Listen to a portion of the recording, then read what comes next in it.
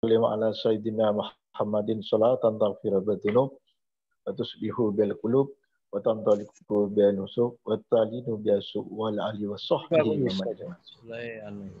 Yang saya hormati Ibu Ketua IGMPL Kabupaten Jember beserta pengurusnya, dan saya hormati Bapak-bapak beserta ibu saudara peserta virtual, yaitu Ngopeni Jember, dalam rangka yaitu bagaimana menjadi penulis yang dahsyat.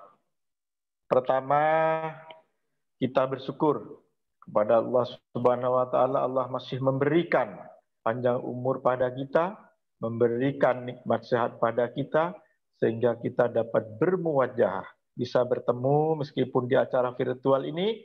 Mudah-mudahan ini tidak menjadikan penghalang kita untuk berbuat kebaikan. Mudah-mudahan bapak-bapak dan ibu yang hadir di virtual ini, Allah memudahkan segala urusannya dan tetap dicatat sebagai amal ibadah, yaitu dalam rangka mengembangkan ilmu-ilmu yang ada baik di dunia maupun di akhirat. Dan mudah-mudahan nanti kegiatan ini juga membawa barokah manfaat, khususnya baik itu madrasah maupun sekolah, yaitu untuk anak-anak didik kita yang nanti akan menggantikan kita-kita yang akan datang. Sholawat beserta salam kita haturkan ke baginda Rasulullah Muhammad SAW. Mudah-mudahan dengan syafaatnya beliau, kita ini diberi keselamatan baik di dunia dan akhirat. Dan mudah-mudahan sholawat kita tetap disambungkan kepada baginda Rasulullah Muhammad SAW sehingga kita diberi syafaatnya. Amin, Allahumma amin. Mohon maaf tadi ada yang terlupakan, yaitu Bapak narasumber Pak Saiful Rahman yang saya hormati dan saya banggakan.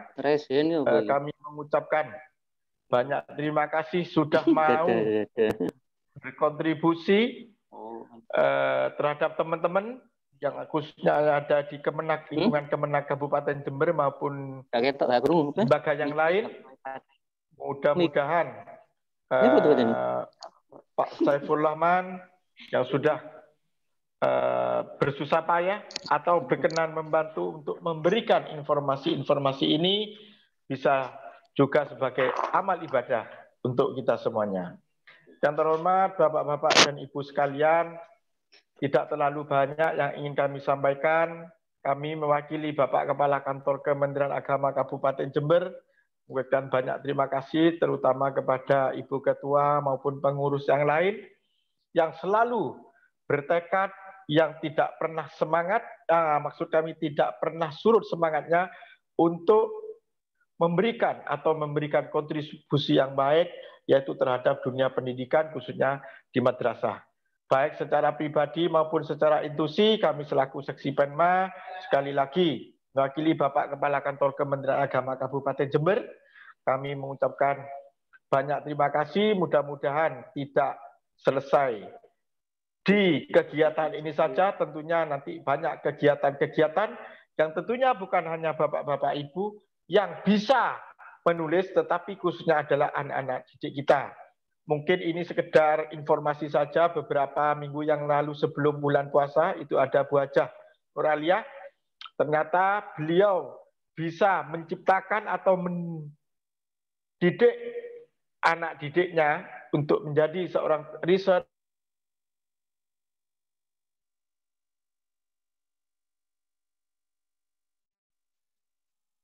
Suara Bapak hilang. Ada di kantor Kementerian Agama Kabupaten Jember yang nantinya bersama-sama bergerak bagaimana menciptakan atau memberikan kontribusi, yaitu dalam dunia pendidikan yang ada di Kementerian Agama.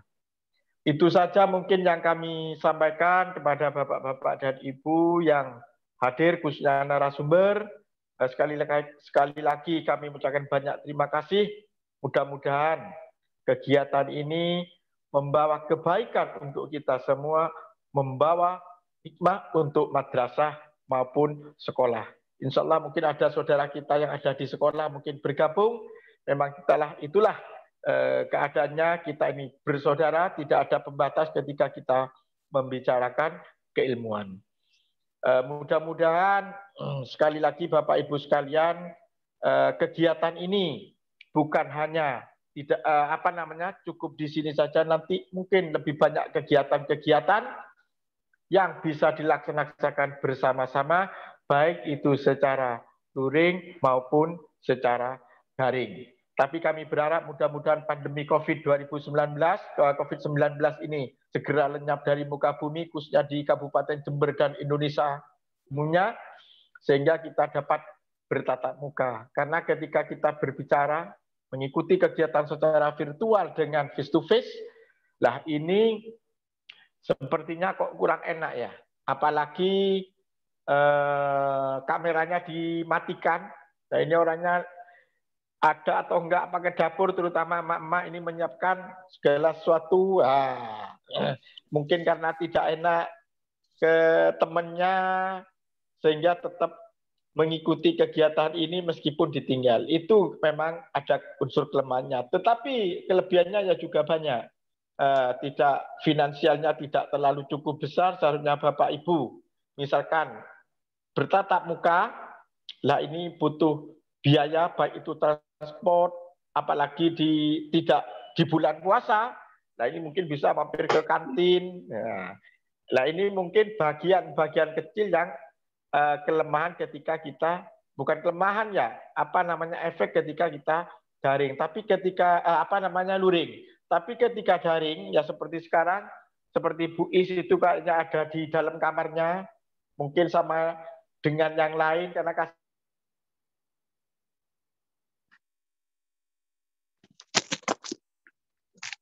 suara hilang. Suaranya gini di belakang saya. Sehingga inilah kelemahan kalau kita berbicara kelemahan. Tapi tolong sekali lagi, kelemahan itu jangan dijadikan sebuah dasar untuk tidak berbuat. Mudah-mudahan sekali lagi kegiatan ini akan membawa dampak efek yang cukup besar, meskipun pesertanya mungkin terbatas karena waktunya yang cukup singkat, tetapi mudah-mudahan sekali lagi nanti di bulan-bulan yang akan datang kita lebih memeriahkan kembali kegiatan-kegiatan kaitannya dengan tulis-menulis, yaitu di Letterat ini. Mungkin itu saja Bapak Ibu sekalian. Terima kasih yang sebesar-besarnya. Saya sekali lagi mewakili Bapak Kepala Kantor Kementerian Agama Kabupaten Jember hanya bisa mendoakan. Mudah-mudahan kegiatan ini berjalan lancar sesuai harapan. Kemudian Bapak-bapak dan Ibu yang hadir dimudahkan rezekinya, karena ini tidak ada rekening yang masuk ketika sudah mengikuti kegiatan ini. Maksudnya itu pengganti pulsanya itu tidak ada. Mudah-mudahan Allah yang menggantinya. Itu saja. Terima kasih. Wabillahi taufiq wal hidayah. Wassalamualaikum warahmatullahi wabarakatuh. Waalaikumsalam warahmatullahi wabarakatuh. Terima kasih disampaikan kepada Bapak Kasih Penma. Semoga dengan sambutan baik dari Bapak Kasih menjadi penyemangat kita dalam berliterasi hingga terwujud sebuah karya yang diidamkan pembaca, tentunya bermanfaat pula. Baiklah Bapak Ibu, untuk acara selanjutnya yaitu sambutan Ibu Ketua Umum Ikatan Guru Madrasah Penggerak Literasi Kabupaten Jember kepada Ibu Dwi Isti Mu'allimah. Silakan. Assalamualaikum warahmatullahi wabarakatuh. Waalaikumsalam. Bapak Ibu sahabat Ngopeni Jember, ngobrol santai penulis IGML Jember, saya ucapkan selamat datang. Sugeng rawuh sudah bergabung di acara ini, meskipun persiapannya seperti dewa mabuk nggih Bapak Ibu pengurus nggih. Kita persiapan hanya kemarin, flyer jadi tadi malam, sertifikat jadi tadi jam 1 malam, kemudian persiapan lain-lainnya baru tadi pagi, tapi alhamdulillah animo peserta sudah lebih dari yang kami prediksikan. Kami memprediksikan 50, tapi ternyata pesertanya sudah lebih dari itu. Alhamdulillahirabbil alamin. Bapak Ibu semuanya, sahabat Ngopeni Jember, masih pada puasa nggih? Saya yakin kalau pertanyaannya apakah masih berpuasa, saya yakin Bapak Ibu masih puasa semua, kecuali beberapa ibu yang barangkali ada uzur. Memang ada diskon khusus dari Allah Subhanahu wa Ta'ala. Cuman kalau pertanyaannya saya ganti, apakah sahabat Ngopeni Jember sudah mandi? Saya yakin dan curiga. Apalagi yang mematikan kamera, bergabung ke sini dalam keadaan belum mandi. Ada yang masih berdaster, ada yang singletan, ada yang sarungan, tapi itu semua saya yakin tidak mengurangi giroh kita semua untuk menuntut ilmu dalam keadaan berjauhan seperti ini. Bapak Ibu, saya memutuskan ya, selaku Ketua IGMPL Kabupaten Jember, bahwasanya tema untuk kegiatan hari ini adalah ambumu urusanmu dewe, sing penting kita sinau bareng-bareng. Setuju Bapak Ibu nggih? Oke Bapak Ibu, Pak Kasih Penma Jember, Pak Edi Sucipto yang saya hormati selaku pembina IGMPL, Bunda Nur Aliyah, Kepala MTS 7 Jember, juga sebagai pembina IGMPL, dan sahabat-sahabat semua peserta Ngopeni Jember hari ini yang berbahagia. Bapak Ibu, Ngopeni IGMPL Jember ini sebenarnya acara yang tidak dikhususkan untuk penulis Jember saja, tidak dikhususkan untuk anggota IGMPL Jember saja, tetapi untuk semua yang mencintai dunia literasi, mencintai menulis, mencintai membaca, juga mencintai semangat untuk mengobarkan semangat literasi kepada peserta didik dan guru-guru di Nusantara, baik itu di madrasah, di Diknas, maupun dimanapun berada. Bapak Ibu, berbagai banyak literatur mengatakan banyak sekali manfaat menulis. Saya tidak ingin membahasnya Bapak Ibu. Satu yang ingin saya sampaikan adalah yang saya alami sendiri sebagai pemompa semangat Bapak Ibu semua untuk terus menulis dan tidak lelah menulis. Menulis adalah satu-satunya cara untuk mendapatkan ilmu terbaik. Kenapa? Karena orang yang ngomong seperti saya ini kadang mikirnya belakangan Bapak Ibu. Wes kadung keperucut, ladalah luput. Nah, itu kalau kelemahannya berbicara. Tetapi kalau kita menulis, gak mungkin kita ngawur. Paling gak ada persiapan, ada materi yang kita kumpulkan, kemudian kita memilih kata-kata dengan seksama. Kenapa? Karena kita berharap tulisan itu tidak ada kesalahan dan bisa bermanfaat selama-lamanya.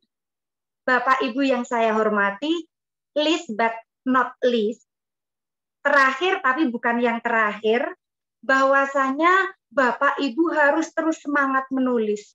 Terutama kalau panjenengan bukan siapa-siapa, bukan cucunya pejabat, bukan anaknya pejabat, bukan sahabatnya pejabat, maka jenengan harus menulis.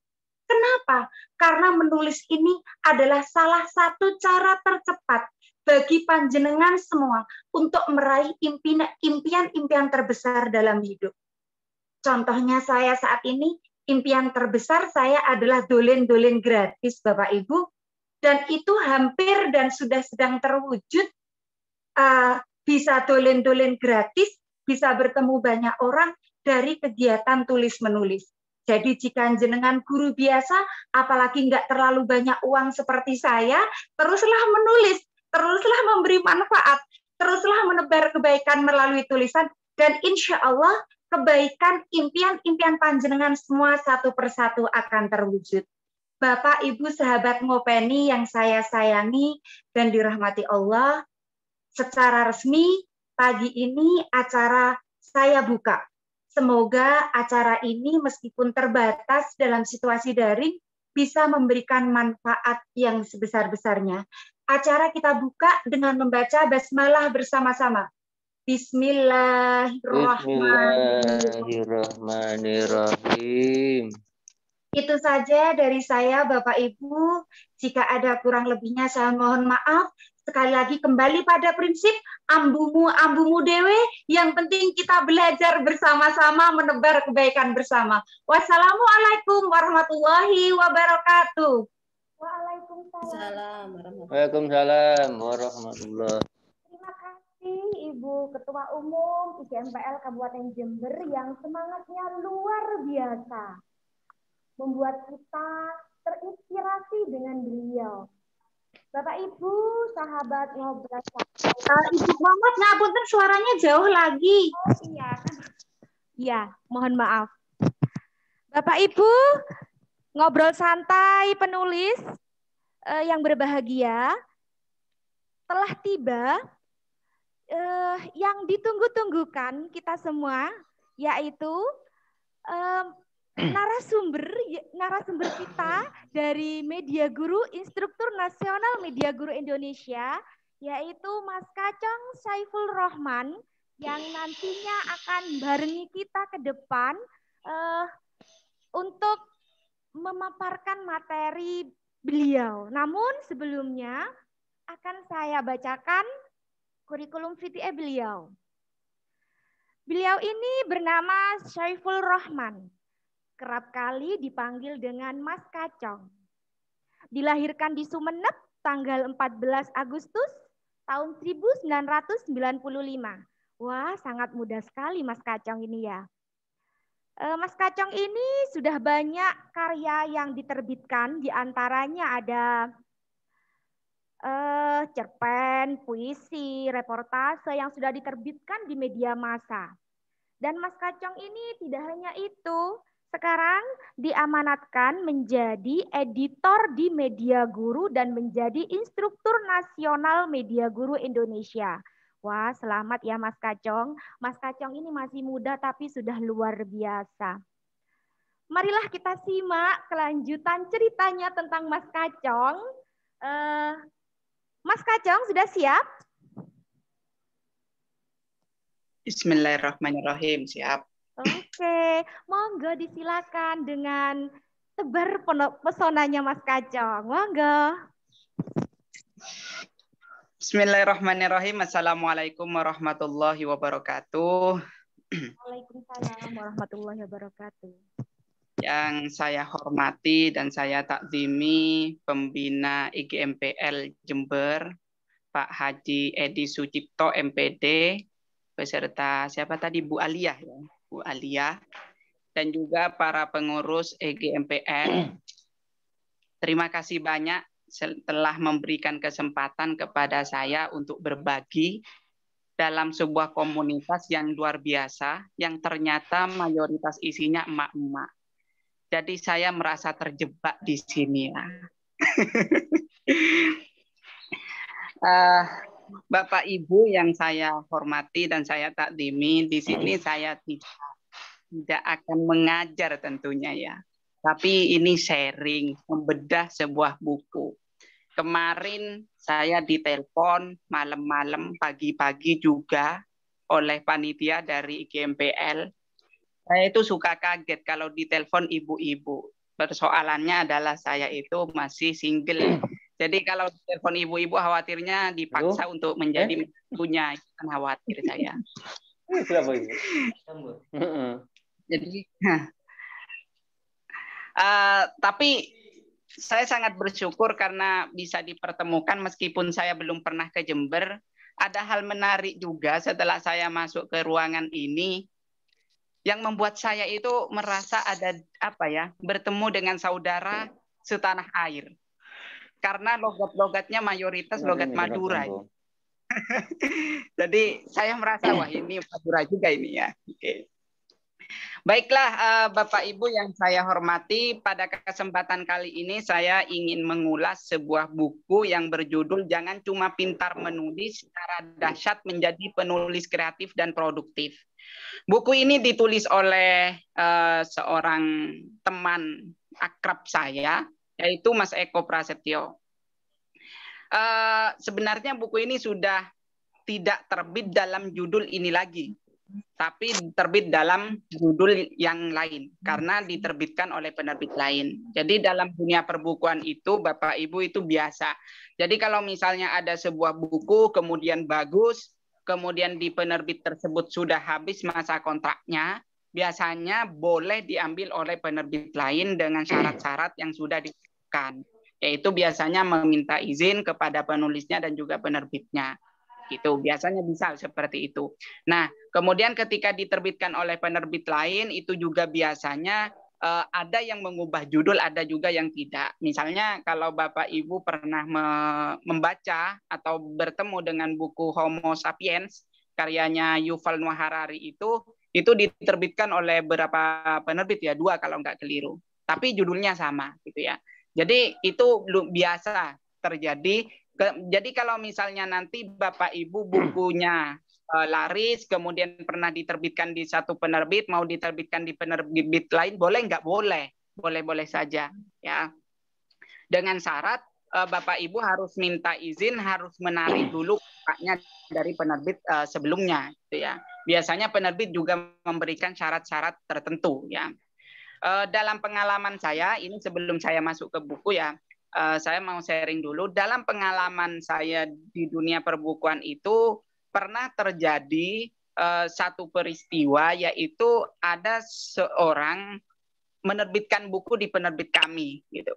Kemudian ternyata tak lama berselang waktu itu kami temukan bahwa buku itu terbit di penerbit lain, tapi tidak pernah meminta izin ke penerbit kami. Bahkan cover itu yang dipakai covernya kami. Editingnya, nama editornya juga nama editor kami.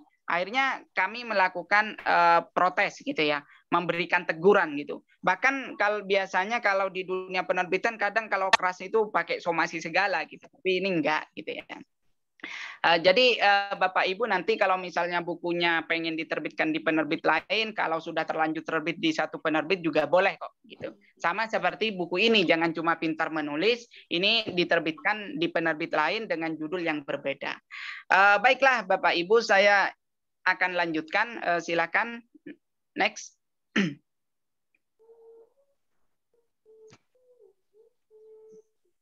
Mohon Bu siapa itu? Oke. Saya akan mengulas sebentar tentang buku ini. Buku ini ditulis oleh Eko Prasetyo. Eko Prasetyo itu sekarang menjadi pemimpin redaksi di Media Guru.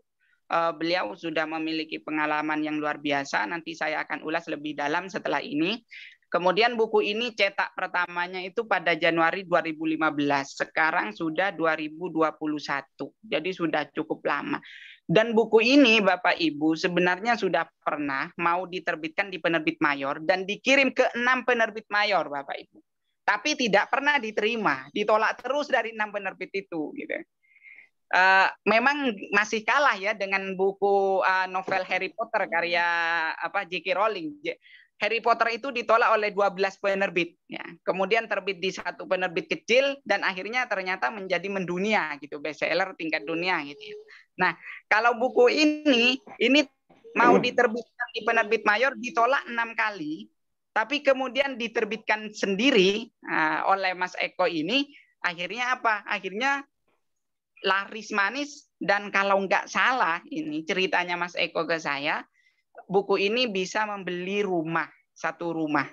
Hasilnya ya, hasil dari menjual buku ini. Kemudian penerbit pertama itu namanya penerbit Gria Literasi yang bekerja sama dengan Sarbikita Publishing. Saya akan ceritakan penerbit ini ya. Gria Literasi itu adalah sebuah penerbit yang didirikan oleh Mas Eko sendiri. Tapi Gria Literasi ini belum memiliki izin, sehingga tidak bisa menerbitkan ISBN.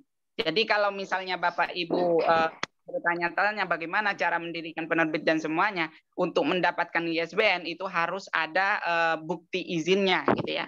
Nah, Gria Literasi ini belum memiliki izin. Akhirnya apa? Dikerjasamakan dengan Sarbikita. Sarbikita Publishing ini sebuah penerbit mandiri juga, dan dia memiliki izin. Ya, karena memiliki izin sehingga dia bisa mengeluarkan ISBN. Maka dikerjasamakanlah antara penerbit Gria Literasi dengan Sarbi kita. Cuma Gria Literasi ini kemudian tidak tidak berkembang di dunia kepenerbitannya karena Mas Eko sekarang menjadi pemimpin di Media Guru ya. Kan nggak lucu ya Bapak Ibu kalau misalnya di Media Guru sudah dunia penerbitan, kemudian Mas Eko mendirikan penerbit sendiri. Nanti kan ada bisnis di dalam bisnis gitu ya. Itu kan menjadi kacau. Jadi Gria Literasi ini vakum dalam konteks penerbitannya, fokus pada Gria Literasi hanya bergerak di taman baca. Jadi karena Mas Eko ini katanya ketua RT, maka dia mendirikan taman baca. Kemudian buku ini tebalnya itu setebal 300 halaman ya, 308 halaman. Kalau misalnya kita mau membaca keseluruhan dalam sekali duduk itu kesulitan ya, karena 300 halaman. Tapi tenang saja, nanti saya akan ulas lebih dalam bagaimana bahasa-bahasa yang digunakan dalam buku ini sehingga kita membacanya itu lebih enak, lebih santai ya. Kemudian dimensinya 13,5 dan 20,5. Jadi Bapak Ibu nanti kalau misalnya Bapak Ibu itu pengen pengen tahu mengenai ukuran-ukuran buku. Ukuran buku itu ada ketentuannya Bapak Ibu, dari UNESCO juga ada ketentuannya. Kemudian dari kementerian, Kemendikbud itu juga ada ketentuannya. Bukan Kemendikbud ya, dari kementerian yang menangani dunia perbukuan itu juga ada ketentuannya. Nanti Bapak Ibu bisa cek di internet, itu ada ketentuannya. Ada yang menggunakan A4, ada yang lebih kecil dari A4, ada yang A5 gitu. Itu ada ketentuannya semuanya. Jadi ketika kita mau menerbitkan buku, sebuah penerbit itu tidak bisa asal-asalan membuat ukuran buku ya. Jadi dia harus paham betul aturan ukuran-ukuran setiap pembuatan buku itu. Gimana caranya? Salah satunya kalau misalnya Bapak Ibu pengen tahu lebih dalam, tinggal buka aja di internet. Itu sudah tersebar luas ya. Nanti Bapak Ibu bisa menggunakan itu. Kalau misalnya untuk angka-angka penilaian biasanya itu menggunakan kertas A5 gitu ya. Biasanya menggunakan A5 itu sudah lolos di dalam penilaian. Ada yang menggunakan B5 ya, macam-macam lah. Semua ada aturannya. Jadi dunia perbukuan itu sebenarnya juga ada aturan di tingkat internasional, Bapak Ibu. Tidak hanya di tingkat nasional. Di nasional juga ada konvensi, dan tingkat nasional juga ada tingkat internasional. Oke, next.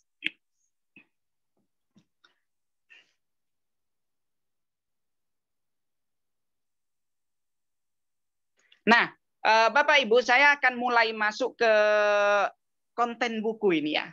Mulai masuk ke konten buku. Jadi buku ini terdiri atas 5 bab, Bapak Ibu. Ada 5 bab. Bab pertama itu membahas mengenai problematika menulis. Di sini terdiri atas 8 artikel. Jadi Mas Eko dalam buku ini membahas mengenai persoalan-persoalan yang biasa dialami oleh para penulis. Apa saja itu? Contohnya adalah menulis tidak cepat selesai. Ya kan? Mungkin Bapak Ibu pernah mengalami mau menulis itu ya. Mau nulis tapi nggak selesai-selesai. Bahkan satu kata pun nggak selesai gitu. Pengennya itu nulis yang agak melankolis gitu ya, agak romantis ya. Ketika senja, gitu ya, wah nggak bagus, dihapus lagi.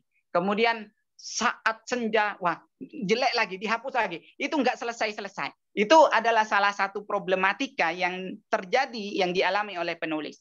Kemudian problematika kedua yang biasa dialami oleh penulis adalah penulis itu biasanya kesulitan untuk memasarkan bukunya. Penulis itu merasa jadi penulis itu nggak kaya, nggak bisa kaya. Kenapa bisa begitu? Ini dibahas dalam bukunya Mas Eko.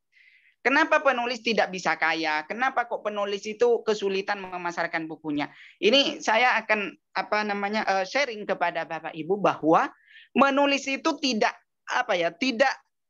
berbeda jauh dengan ketika kita membuat sebuah produk tertentu, misalnya membuat gorengan atau membuat baju atau membuat produk apapun lah gitu ya, entah menu kuliner, entah seni kria macam-macam yang ingin kita jual. Kita tidak mungkin sebuah produk itu laku kalau hanya membuat setelah dibuat selesai ditinggalkan gitu ya, nggak dipasarkan, nggak diperkenalkan, nggak mungkin bisa laku gitu ya. Karena itu harus ada upaya upaya aktif dari seorang pembuat, misalnya penjual gorengan, itu kan nggak mungkin penjual gorengannya laku kalau hanya dibuat kemudian ya sudah dibuat gitu. Ya sudah, kalau misalnya ada yang beli untung, nggak ada yang beli ya nggak masalah gitu. Ya nggak mungkin laku gorengannya. Akan laku kalau misalnya, kemungkinan besar akan laku kalau misalnya dipasarkan, ya kan Bapak Ibu. Jadi ada upaya aktif dari seorang pembuat, produser gitu ya, untuk memasarkan produknya, karena nggak mungkin Bapak Ibu. Sama juga dengan buku. Kalau misalnya kita menulis buku, kemudian kita hanya berharap keajaiban dari Tuhan. Setelah menulis itu ya sudah ditinggalkan, ditaruh ya. Buku saya nggak pernah laku ini Mas, gimana caranya? Ya gimana caranya kalau Bapak Ibu itu nggak pernah memasarkan, nggak pernah mempromosikan? Bagaimana caranya orang tahu bahwa Bapak Ibu itu punya buku? Kan seperti itu. Gimana caranya? Ya sudah, pasarkan gitu ya. Jadi problematika yang ada di dunia kepenulisan itu banyak sekali sebenarnya. Cuma Mas Eko membahas dalam 8 artikel yang cukup padat. Dan menurut saya itu sudah mewakili kegelisahan para penulis, yaitu salah satunya mengalami writer block atau mengalami menulis nggak selesai-selesai. Itu biasa dialami oleh setiap penulis ya, termasuk saya rasa Bapak Ibu mungkin juga pernah mengalami itu. Pernah menulis mungkin ya sudah sedapat 3 paragraf kemudian merasa jelek dihapus lagi ya. Setelah itu nulis lagi 10 paragraf merasa jelek dihapus lagi, akhirnya nggak pernah selesai gitu ya. Betul. Jadi atau mungkin Bapak Ibu pernah menulis tapi nggak diterbitkan. Karena apa? Merasa minder gitu ya. Mungkin tulisan saya itu jelek Mas, saya itu belum kapabel untuk menerbitkan ini. Akhirnya nggak diterbitkan. Ya sudah, tulisannya jadi rongsokan saja seperti itu. Kemudian di bab 2 Mas Eko juga membahas mengenai metode menulis Bapak Ibu. Metode menulis ini sangat penting juga ternyata. Kenapa? Karena setiap penulis itu memang memiliki metode masing-masing untuk mengekspresikan, untuk menulis sebuah karya gitu ya. Tapi kita bisa belajar dari para penulis-penulis terdahulu bagaimana mereka sangat produktif dalam berkarya. Dan ini ternyata setiap penulis itu berbeda-beda caranya, Bapak Ibu. Ada, kalau misalnya Buya Hamka itu kalau mau menulis, metodenya adalah apa yang muncul dalam pikirannya itu ditulis saja. Jadi dia itu ketika mau nulis ya sudah duduk di depan mesin tik, karena dulu belum ada komputer ya. Beliau duduk di depan mesin tik, ya sudah apa yang muncul dalam pikirannya sudah diketik aja. Apapun yang muncul diketik aja, tidak perlu dipikirkan gitu. Apakah itu akan jelek, apakah akan bagus, sudah tidak perlu dipikirkan. Nanti kalau sudah selesai baru ada sesi editing atau sunting ya, diedit sendiri gitu. Jadi kalau misalnya beliau itu mau nulis ya sudah duduk saja gitu. Ada metode lain yaitu biasanya perlu jalan-jalan terlebih dahulu, refreshing terlebih dahulu, ada pre-writing dan semuanya gitu. Macam-macam. Setiap penulis itu memiliki metode masing-masing. Ada juga gayanya orang menulis itu tidak bisa menulis kalau tidak setelah subuh. Ada. Saya punya seorang teman, beliau adalah seorang dosen di IAIN Cirebon, sebuah perguruan tinggi Islam. Namanya Didi Junaidi. Nanti kalau Bapak Ibu pernah menemukan buku-buku motivasi tulisannya Didi Junaidi, pengarangnya, itu adalah teman saya juga. Beliau itu setiap hari menulis, tapi beliau pasti nulisnya itu subuh. Kadang itu sebelum subuh, jadi setelah sholat tahajud beliau nulis. Nanti sholat subuh, setelah sholat subuh di-share tulisannya. Seperti itu Bapak Ibu. Karena apa? Mungkin dia menemukan idenya seperti itu. Dan setiap orang itu berbeda-beda. Ada juga enggak bukan menjelang subuh atau tengah malam atau setelah subuh, tapi menjelang tidur. Gitu. Di Bojonegoro itu ada seorang cerpenis sangat terkenal, namanya saya lupa ya namanya. Beliau itu perempuan. Beliau itu kalau mau nulis, setiap muncul ide dia akan langsung tulis. Ya, suatu ketika beliau cerita, beliau itu mau tidur. Kemudian tiba-tiba ada ide untuk menulis cerpen. Bangun dari tidurnya, dinyalakan laptopnya, ditulis. Jadi setiap orang berbeda-beda. Ya. Nah, dalam metode menulis ini Mas Eko mengumpulkan menulis 4 artikel. Kemudian di bab 3 yang mandiri yang sukses gitu ya. Bapak Ibu, jangan salah, banyak orang yang merasa, yang masih melihat penerbit itu adalah penentu kualitas sebuah buku. Padahal tidak selalu begitu, Bapak Ibu. Tidak semua penerbit tidak menjamin sebuah penerbit itu pasti kualitasnya bagus, bukunya bagus. Tidak ada jaminan semacam itu. Karena banyak juga yang saya temukan buku-buku bagus itu tidak diterbitkan oleh penerbit-penerbit besar. Dan banyak juga buku-buku yang kurang bagus itu diterbitkan oleh penerbit besar. Jadi penerbit itu bukan penentu kualitas sebuah buku. Ya. Nah, dan pada kenyataannya banyak penulis itu sukses dengan cara menerbitkan bukunya sendiri atau self-publishing. Kalau Bapak Ibu pernah tahu namanya Dewi Lestari, ya. Nama penanya itu De Lestari. Beliau itu seorang novelis yang cukup luar biasa. Bapak Ibu pasti tahu. Beliau juga pertama kali menerbitkan bukunya itu diterbitkan secara mandiri. Tapi akhirnya sukses dan menjadi penulis bestseller gitu. Jadi banyak sekali penulis-penulis yang semacam itu. Nah, dalam bab ini Mas Eko menulis 10 artikel yang semuanya itu luar biasa ya. Dan nanti Bapak Ibu bisa belajar dari buku ini, dari bab ini, bagaimana kesuksesan para penulis yang menerbitkan bukunya sendiri. Kemudian selanjutnya di bab 4, Mas Eko juga memberikan motivasi Bapak Ibu. Jadi seringkali mungkin dari kita itu mengalami demotivation ya. Jadi kita itu nggak mendapatkan motivasi untuk menulis lagi gitu. Rasanya itu buntu sudah, saya nggak mau menulis gitu ya. Banyak sekali semacam itu. Nah, di sini Mas Eko itu memberikan artikel-artikel bagaimana memotivasi seorang penulis. Karena motivasi ini sangat penting. Jadi salah satu hal yang penting untuk memotivasi kita adalah dengan bergerak, Bapak Ibu.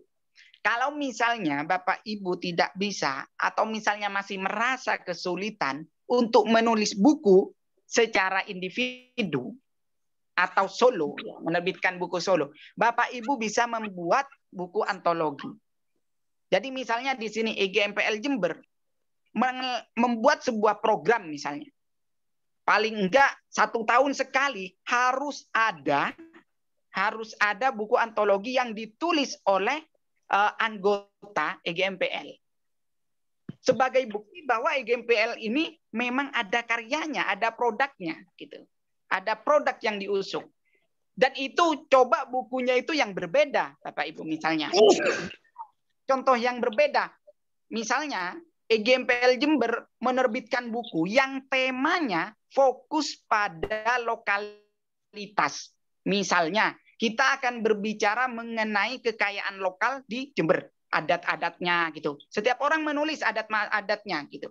Ada yang menulis adat pernikahannya di Jember, ada yang menulis mengenai sejarah-sejarah di Jember, ada yang menulis misalnya kebiasaan adat dan macam-macam ya.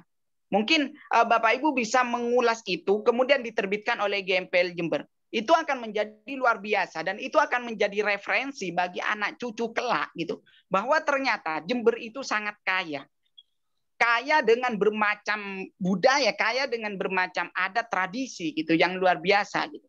Kemudian mungkin ada yang membahas mengenai kuliner di Jember gitu.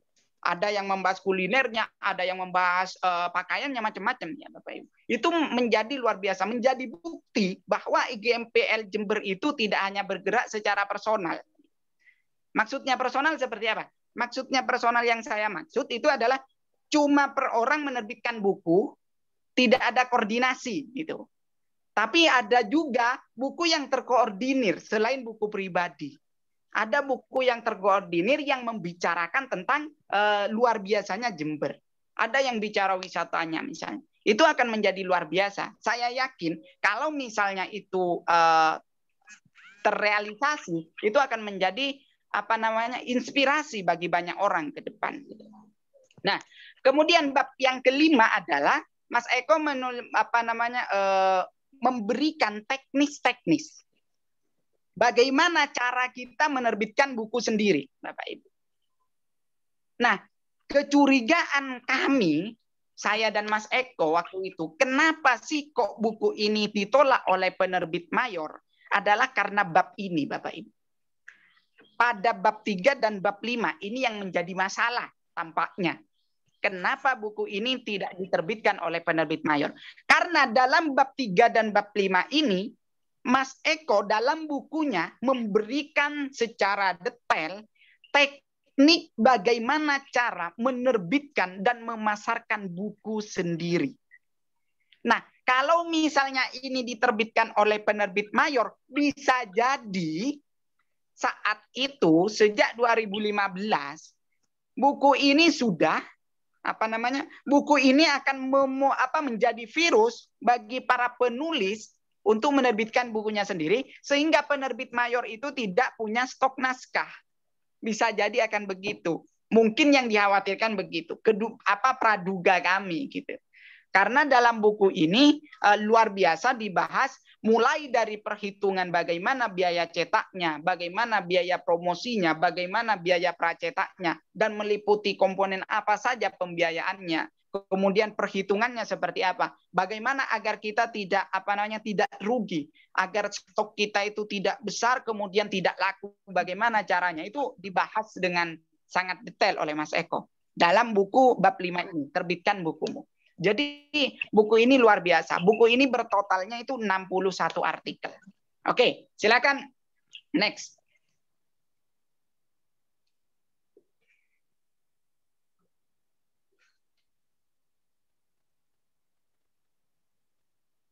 Nah, dalam buku ini di halaman 3, Mas Eko mengambil sebuah kutipan yang sangat menarik, Bapak Ibu. Bila Anda ingin sekali membaca sebuah buku, tetapi belum ada yang menulisnya, Anda harus menulis buku itu. Dan saya merasa Mas Eko sedang melakukan itu ketika menulis ini.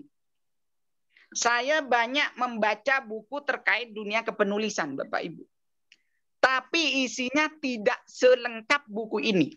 Kalau buku ini, Mas Eko membahas mulai dari persoalan, masalah yang biasa dihadapi penulis, kemudian metode cara menulis, kemudian selanjutnya adalah bagaimana cara menerbitkan tulisan, kemudian bagaimana teknisnya memasarkan juga. Ini sangat komplit. Dan ketika saya membaca banyak buku yang terbit gitu ya, yang sama setema lah gitu tentang dunia kepenulisan, biasanya hanya sebagian-sebagian. Mayoritas penulis ketika menulis tentang tema kepenulisan, dia hanya berbicara mengenai motivasi menulis. Bapak Ibu bisa nyoba mencari buku-buku tentang kepenulisan. Pasti yang selalu dibicarakan adalah motivasi, bagaimana kita harus menulis, kenapa kita harus menulis, selalu begitu ya. Kita akan bicara itu. Tapi jarang yang berbicara bagaimana cara memasarkan. Ada satu buku yang pernah saya baca, itu Writerpreneur, karyanya Kang Arul. Buku ini berbicara bagaimana cara memasarkan tulisan. Tapi ini hanya berbicara memasarkan tulisan saja. Tidak ada metode menulisnya, tidak ada. Gitu. Motivasi menulisnya tidak terlalu banyak. Gitu. Tapi dalam bukunya Mas Eko ini, buku ini malah luar biasa. Semua teknisnya disampaikan. Gitu. Nah, kalau Bapak Ibu melihat di buku bahasa Indonesia, yang banyak adalah metode menulisnya atau tentang kebahasaannya. Tapi tidak pernah diajari bagaimana cara memasarkan tulisannya. Atau menerbitkan tulisannya. Nggak diajarkan. Di bahasa Indonesia banyak berbicara tentang metode. Di buku di pasaran banyak berbicara tentang motivasi. Motivasi menulis. Gitu ya. Nah, jadi buku ini sangat komprehensif sekali. Oke, next.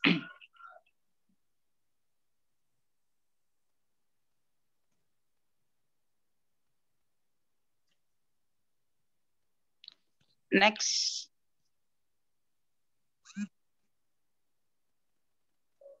Oke, Bapak Ibu, di sini saya mengulas beberapa kelebihan dari buku ini. Yang pertama seperti yang saya sampaikan tadi, bahwa buku ini sangat komprehensif, Bapak Ibu.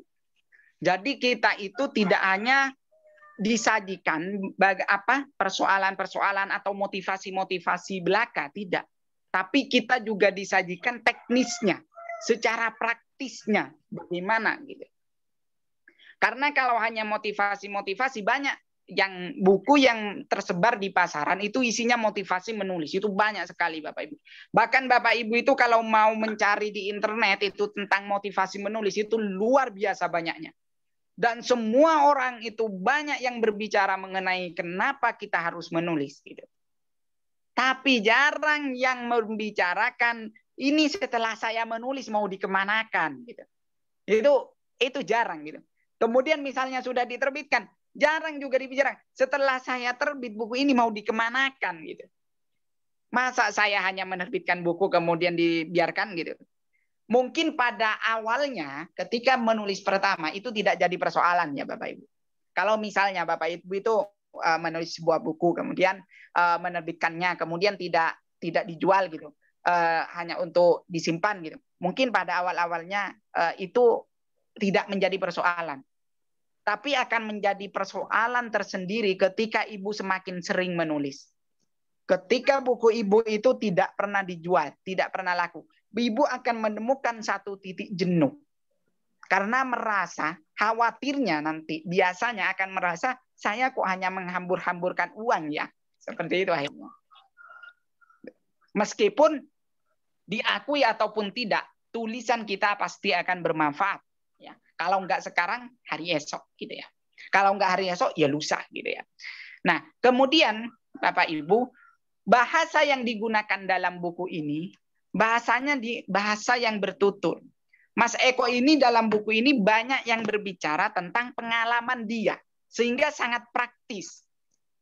Beliau itu seperti bercerita, seperti sedang ngobrol. Jadi kalau kita membaca buku ini seperti apa ya? Seperti mendengar bahasanya Mas Eko sendiri gitu. Seperti ngobrol dengan Mas Eko. Karena memang bahasa yang digunakan bahasa populer, bahasa bertutur ya. Kemudian penyajiannya itu dibentukkan dalam bentuk artikel. Artikel yang singkat-singkat Bapak Ibu. Hal itu sangat berguna bagi kita. Merasa bahwa sudah selesai gitu. Artinya merasa cepat membacanya Bapak Ibu. Artikelnya saya rasa per artikel ini sekitar 500 kata aja ini. Satu artikel paling 500 kata ini. Jadi cepat sekali kita membacanya. Semakin cepat mungkin Bapak Ibu itu kalau misalnya membaca sebuah buku tidak hanya ketika mau membaca buku ya, dilihat berapa tebalnya gitu ya. Lihat satu babnya berapa halaman gitu. Mau diselesaikan apa enggak itu yang kadang muncul dalam pikiran semacam itu kan. Nah, kepandaiannya Mas Eko saat dalam buku ini adalah disajikan dalam bentuk artikel yang sangat singkat. Sehingga orang itu merasa nyaman gitu. Apalagi bahasa yang digunakan itu enak. Gaya bertutur. Sehingga orang itu ketika selesai satu artikel, oh kok pengen lagi selanjutnya gitu. Pengen lagi. Terus begitu Bapak Ibu. Kemudian, konsep yang dibuat dalam buku ini adalah kumpulan artikel Bapak Ibu. Karena kumpulan artikel, sebenarnya kumpulan artikel yang terpisah, cuma dikelompokkan menjadi satu tema. Semacam itu ya Bapak Ibu. Jadi sebenarnya ini artikel yang terpisah Bapak Ibu. Cuma nanti dikumpulkan satu tema. Ini berbicara tentang motivasi, ini berbicara tentang metode, ini berbicara tentang dunia penerbitan, pemasaran dan semuanya. Itu dikumpulkan per bab gitu ya, dikumpulkan dalam satu tema. Tapi sebenarnya ini artikel yang terpisah. Kalau memang begitu, enaknya bagi pembaca adalah pembaca tidak perlu mengurutkan dari awal sampai akhir. Enaknya seperti itu Bapak Ibu. Jadi tidak perlu Bapak Ibu kalau misalnya mau mau membaca buku ini harus diurutkan dari halaman 1 sampai halaman 308 gitu ya. Enggak perlu Bapak Ibu. Bapak Ibu bisa membaca bagian mana yang Bapak Ibu inginkan secara acak sesuai kebutuhan ya, itu. Kemudian relevansinya ya, ini. Nah, buku ini menurut saya ini adalah buku yang sangat relevan, melampaui berbagai zaman. Kenapa begitu? Karena ini berbicara dunia kepenulisan, dan dunia kepenulisan sejak zaman dahulu sampai sekarang itu tidak pernah mati. Bahkan mungkin Bapak Ibu masih tak juga ingat ya, pernah membaca sejarah Perang Badar. Ketika tawanan mau bebas, itu ada syarat yang diberikan oleh Nabi Muhammad kepada para tawanan itu. Kalau ada yang bisa nulis, syaratnya tidak perlu membayar tebusan. Tebusannya dibentukkan dengan cara mengajari 10 umat Muslim, umat Islam, membaca dan menulis. Jadi ajaran ini sudah sejak Nabi Muhammad itu sudah diajarkan. Dunia kepenulisan ini. Dan sampai sekarang dunia kepenulisan ini masih terus berkembang. Meskipun di Indonesia gempar-gemparnya itu baru sampai dibentuk peraturan itu 2015 ya. Tapi sebenarnya ini sangat panjang. Dan kalau kita mau bicara bahwa sekarang ngapain harus nulis gitu ya. Kan sudah ada YouTube. Nggak perlu nulis lah. Bikin YouTube aja kan sama saja. Berkarya juga kan. Sharing ilmu pengetahuan juga kan. Gitu kan. Tapi pada kenyataannya Bapak Ibu, YouTube pun, para YouTuber itu agar bisa menghasilkan konten yang berkualitas, dia harus menulis. Jangan dianggap konten YouTube para YouTuber itu membuat konten itu asal-asalan. Enggak. Dia membuat skrip dulu Bapak Ibu. Dia membuat rancangan dulu. Dan itu bentuknya tulisan. Bukan omongan, tapi tulisan.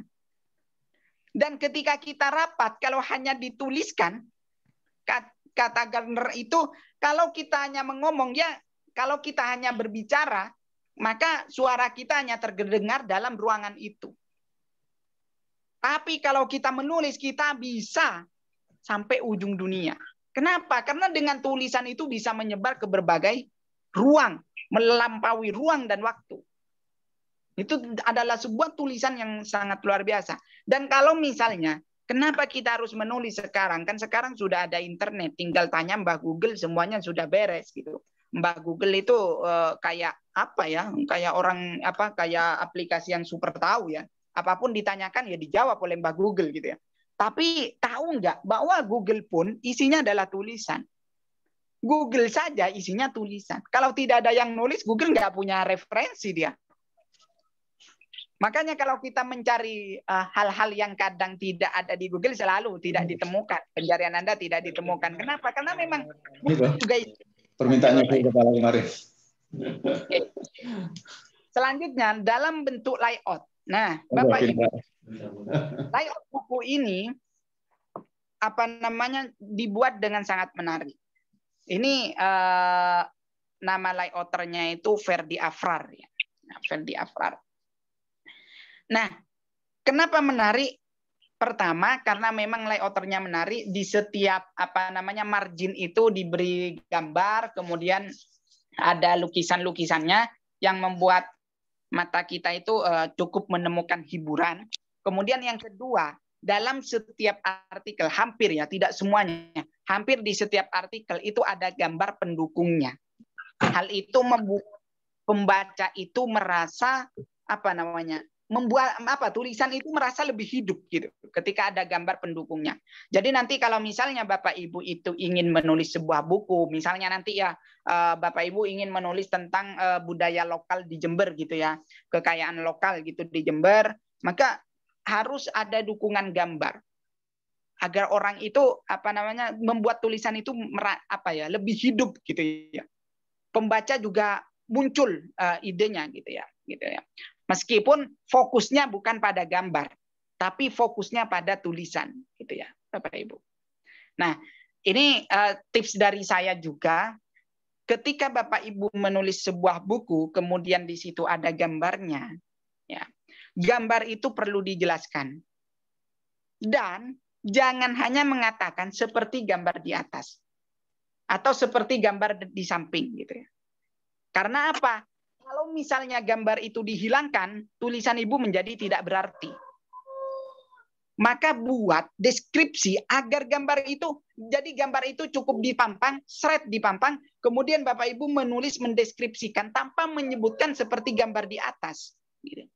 Bagaimana caranya agar tulisan itu bisa menggambarkan gambar di atas tapi tidak menyebutkan seperti gambar di atas. Karena kalau Bapak Ibu seperti itu, nanti kalau misalnya gambar itu hilang, maka tulisan Bapak Ibu akan menjadi kabur, nggak jelas gitu. Seperti gambar di atas, mana gambarnya ini? Atau misalnya dilepas dari gambar itu menjadi hilang. Jadi gambar itu cukup difungsikan sebagai pendukung, membantu pembaca berimajinasi. Gitu. Membantu pembaca untuk berimajinasi agar sesuai dengan keinginan Bapak Ibu. Gitu. Agar sesuai dengan penulis. Gitu ya. Jadi semacam itu Bapak Ibu. Kalau misalnya Bapak Ibu menulis menulis tentang sebuah karya monumen di Jember misalnya, kemudian seperti gambar di atas seperti itu, nanti kalau misalnya itunya dihilangkan menjadi bingung Bapak Ibu. Oke. Itulah kenapa pentingnya kita belajar menggambarkan sesuatu lewat tulisan. Ya. Nah, selanjutnya adalah dalam hampir setiap buku ini, hampir setiap artikel ini ada kutipan. Kutipan yang inspiratif dari tokoh-tokoh ternama Bapak Ibu. Ada ya dari Buya Hamka, ada dari Dahlan Iskan, gitu ya, macam-macam. Banyak kutipan-kutipan yang sangat inspiratif. Itu bagi kita, apalagi kaum milenial ya, kaum media sosial seperti sekarang, yang suka sekali bikin kutipan kata-kata romantis, ini sangat menarik.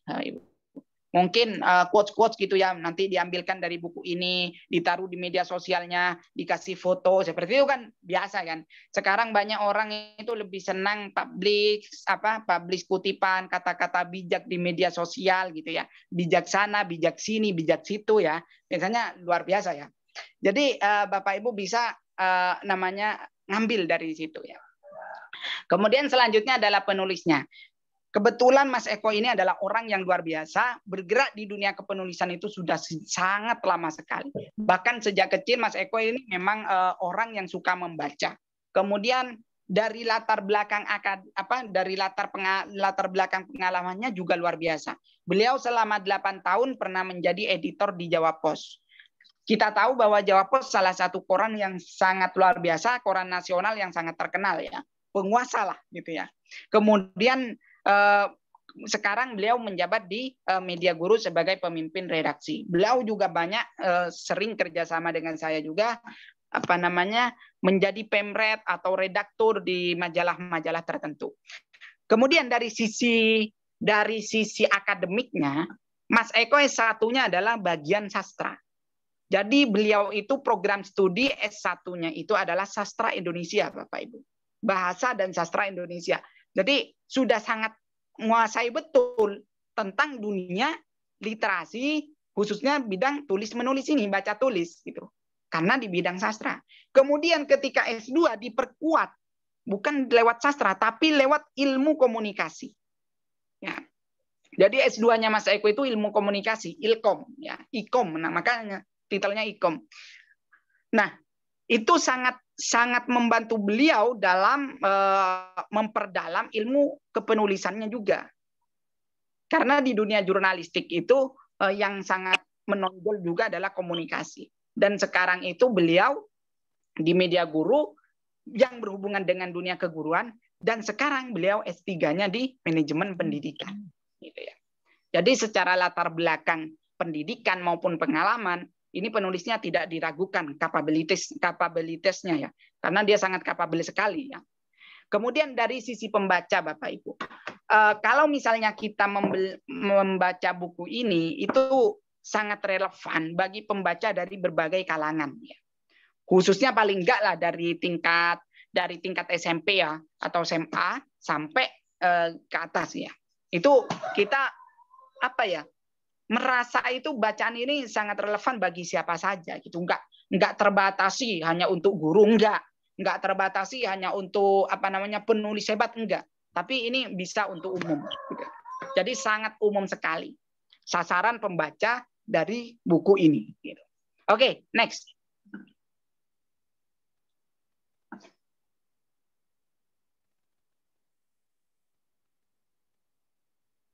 Nah, ini adalah salah satu kutipan. Tadi kutipan juga yang disampaikan oleh Toni Morrison. Ini adalah kutipan Dahlan Iskan yang saya ambil dari halaman 105. Menulis itu seperti belajar naik sepeda. Kita tidak akan pernah bisa menaikinya jika tidak pernah mencoba. Jadi Bapak Ibu, kalau misalnya kita mau menulis, kita tidak bisa hanya membaca buku. Tapi kita harus juga praktik. Sama kalau kita mau belajar berenang, kita tidak akan bisa berenang kalau kita hanya membaca buku tutorial renang gitu ya. Bagaimana teknik berenang? Tapi harus nyemplung gitu ya, harus nyemplung ke kolam renang gitu ya. Harus nyemplung ke lautan, maka dia bisa belajar berenang. Jadi harus praktik. Kalau kita mau belajar naik motor, ya kita jangan hanya banyak baca teori naik motor, tapi kita harus menaikinya gitu. Mungkin Bapak Ibu itu kalau misalnya mungkin pernah juga ya, saya rasa sering, hampir di semua dari kita itu sama. Gitu ya. Kalau kita membeli HP, ada nggak yang membaca buku panduannya? Saya rasa mayoritas dari kita itu tidak pernah membaca buku panduan HP. Panduan keselamatannya, panduan apa? Dia beli HP langsung dipegang, langsung dipraktikkan. Ya. Langsung dicoba gitu ya. Sama juga ketika Bapak Ibu mau belajar naik motor, saya rasa Bapak Ibu tidak belajar panduan cara naik motor.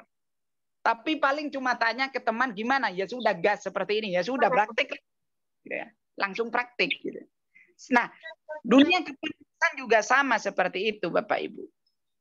Kita tidak terlalu banyak juga membaca, tidak hanya banyak membaca, tapi kita bisa langsung praktik gitu. Membacanya sedikit saja dulu. Nanti bisa belajar memperdalam pembacaan itu sambil jalan, sambil nulis terus sambil. Oke, cuma saya masih merasa maklum ya karena buku ini terbitan 2015. Jadi bukan kesalahannya ini ya. Oke, next ya. Slide-nya next. Oke. Buku ini terbitan tahun 2015 sehingga tidak mengikuti standar internasional. Karena penetapan standar internasional yang tersertifikasi itu munculnya peraturan itu sekitar tahun 2019 kemarin. Nah, jadi di buku ini pertama yang menurut saya itu masih memiliki celah. Yang pertama adalah dari desainnya. Desainnya masih tidak cerah ya Bapak Ibu. Desainnya bukan desain yang cerah. Kemudian buku ini belum memiliki glosarium. Artinya kata-kata kunci dan maknanya gitu. Kemudian tidak ada indeks. Padahal buku setebal ini sebenarnya indeks itu sangat penting untuk mempercepat bagi pembaca ketika mau mencari kata-kata tertentu dengan menggunakan kata kunci yang ada di indeks. Kemudian konsistensi. Konsistensi yang saya maksud di sini tidak semua dari artikel yang ada di buku ini itu ada kutipannya dan juga ada gambarnya. Andai semuanya ada, konsisten semuanya ada, saya rasa ini akan lebih bagus. Nah, oke, next. Namun jangan khawatir mengenai kelemahan cover tadi. Karena buku ini sudah diterbitkan di penerbit baru, jadi Bapak Ibu tidak ada kalau mau beli buku yang ini. Yang ada sudah dalam bentuk judul baru yang lebih cerah, ya. Covernya sudah lebih cerah, gitu ya. Dan juga sudah lebih luar biasa. Isinya ada beberapa pembaruan tampaknya. Dengan judul baru yaitu Sukses Bisnis dengan Menulis, Panduan Menjadi Writerpreneur. Ini menjadi luar biasa. Nah, jadi silakan Bapak Ibu nanti kalau memang punya semangat giro untuk belajar menulis, untuk berbagi, untuk berdakwah lewat pena, maka Bapak Ibu saya rekomendasikan untuk membaca buku ini, untuk memperkaya wawasan dan agar tulisan Bapak Ibu itu semakin greget ya, semakin luar biasa. Di mana kalau mau pesan kan hubungi nanti Bu Fatim biar Bu Fatim yang ordinir ya. Kalau mau pesan karena saya nggak menjual buku ini Bapak Ibu. Baik, itu yang bisa saya sampaikan. Kalau memang ada tanya jawab silakan. Kalau tidak ada juga tidak apa-apa. Saya mau tidur lagi kalau tidak ada. Terima kasih. Saya kembalikan kepada Bu Moderator. Terima kasih Mas Kacong. Wah, jangan tidur dulu. Ini masih permulaan mau bertanya. Ini kayaknya dari tadi itu ya nggak sabar mau nanya Mas Kacong.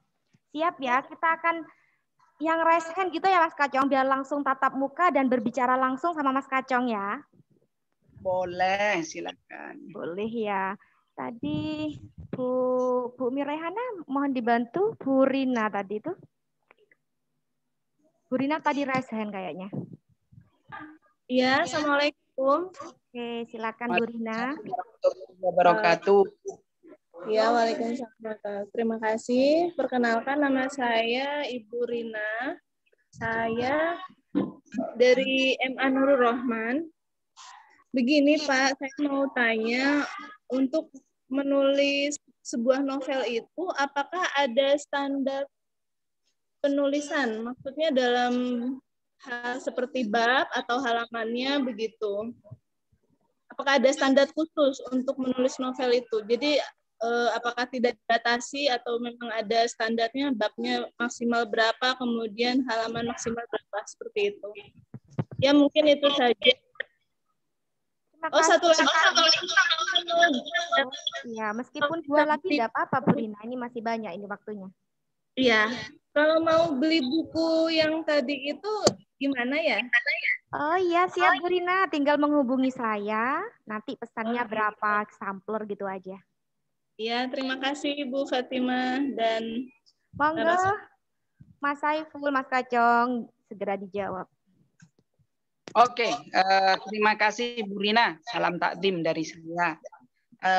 Luar biasa ya pertanyaannya. Ketika kita mau menulis novel, apakah ada standarnya gitu ya?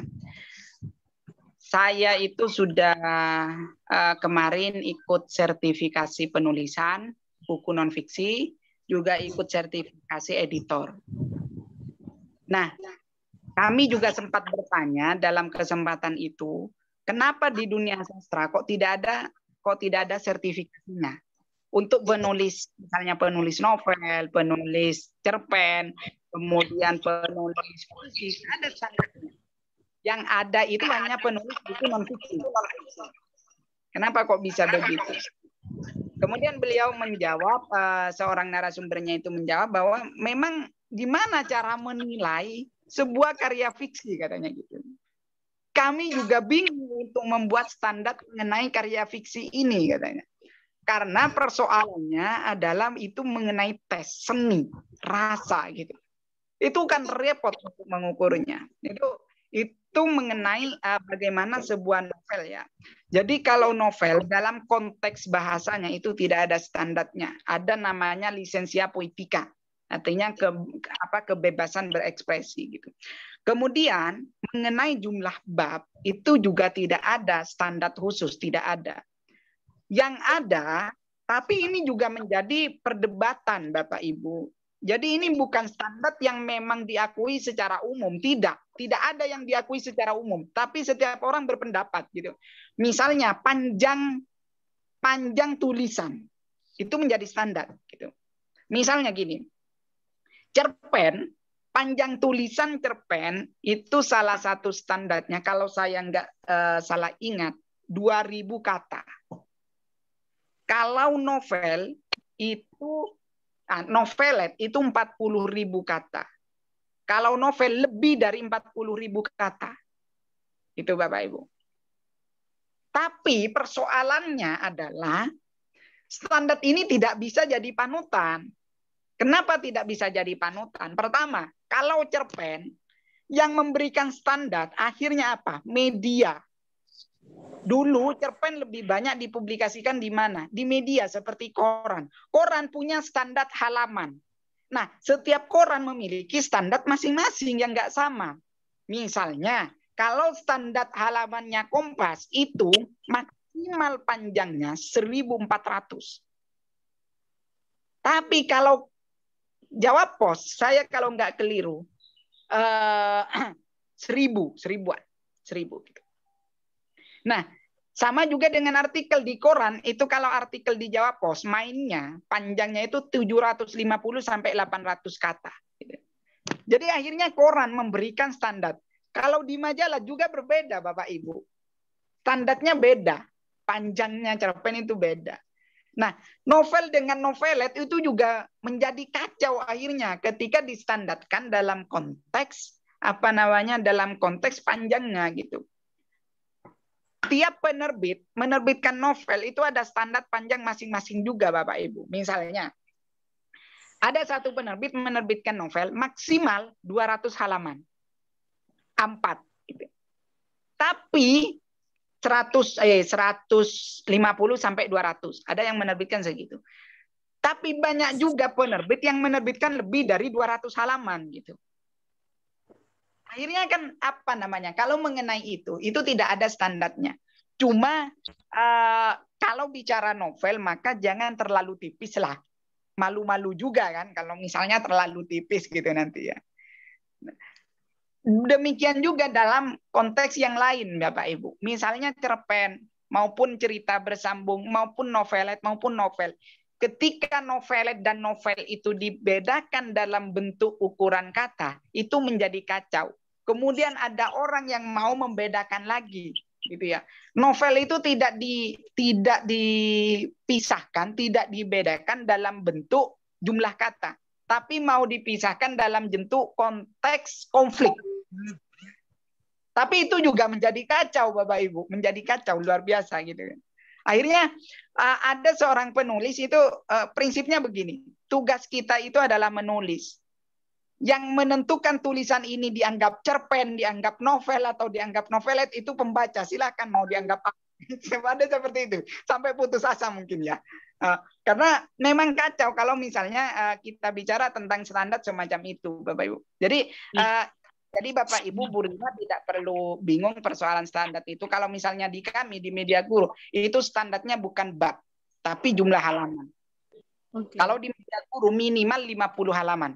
Setiap karya itu minimal 50 halaman.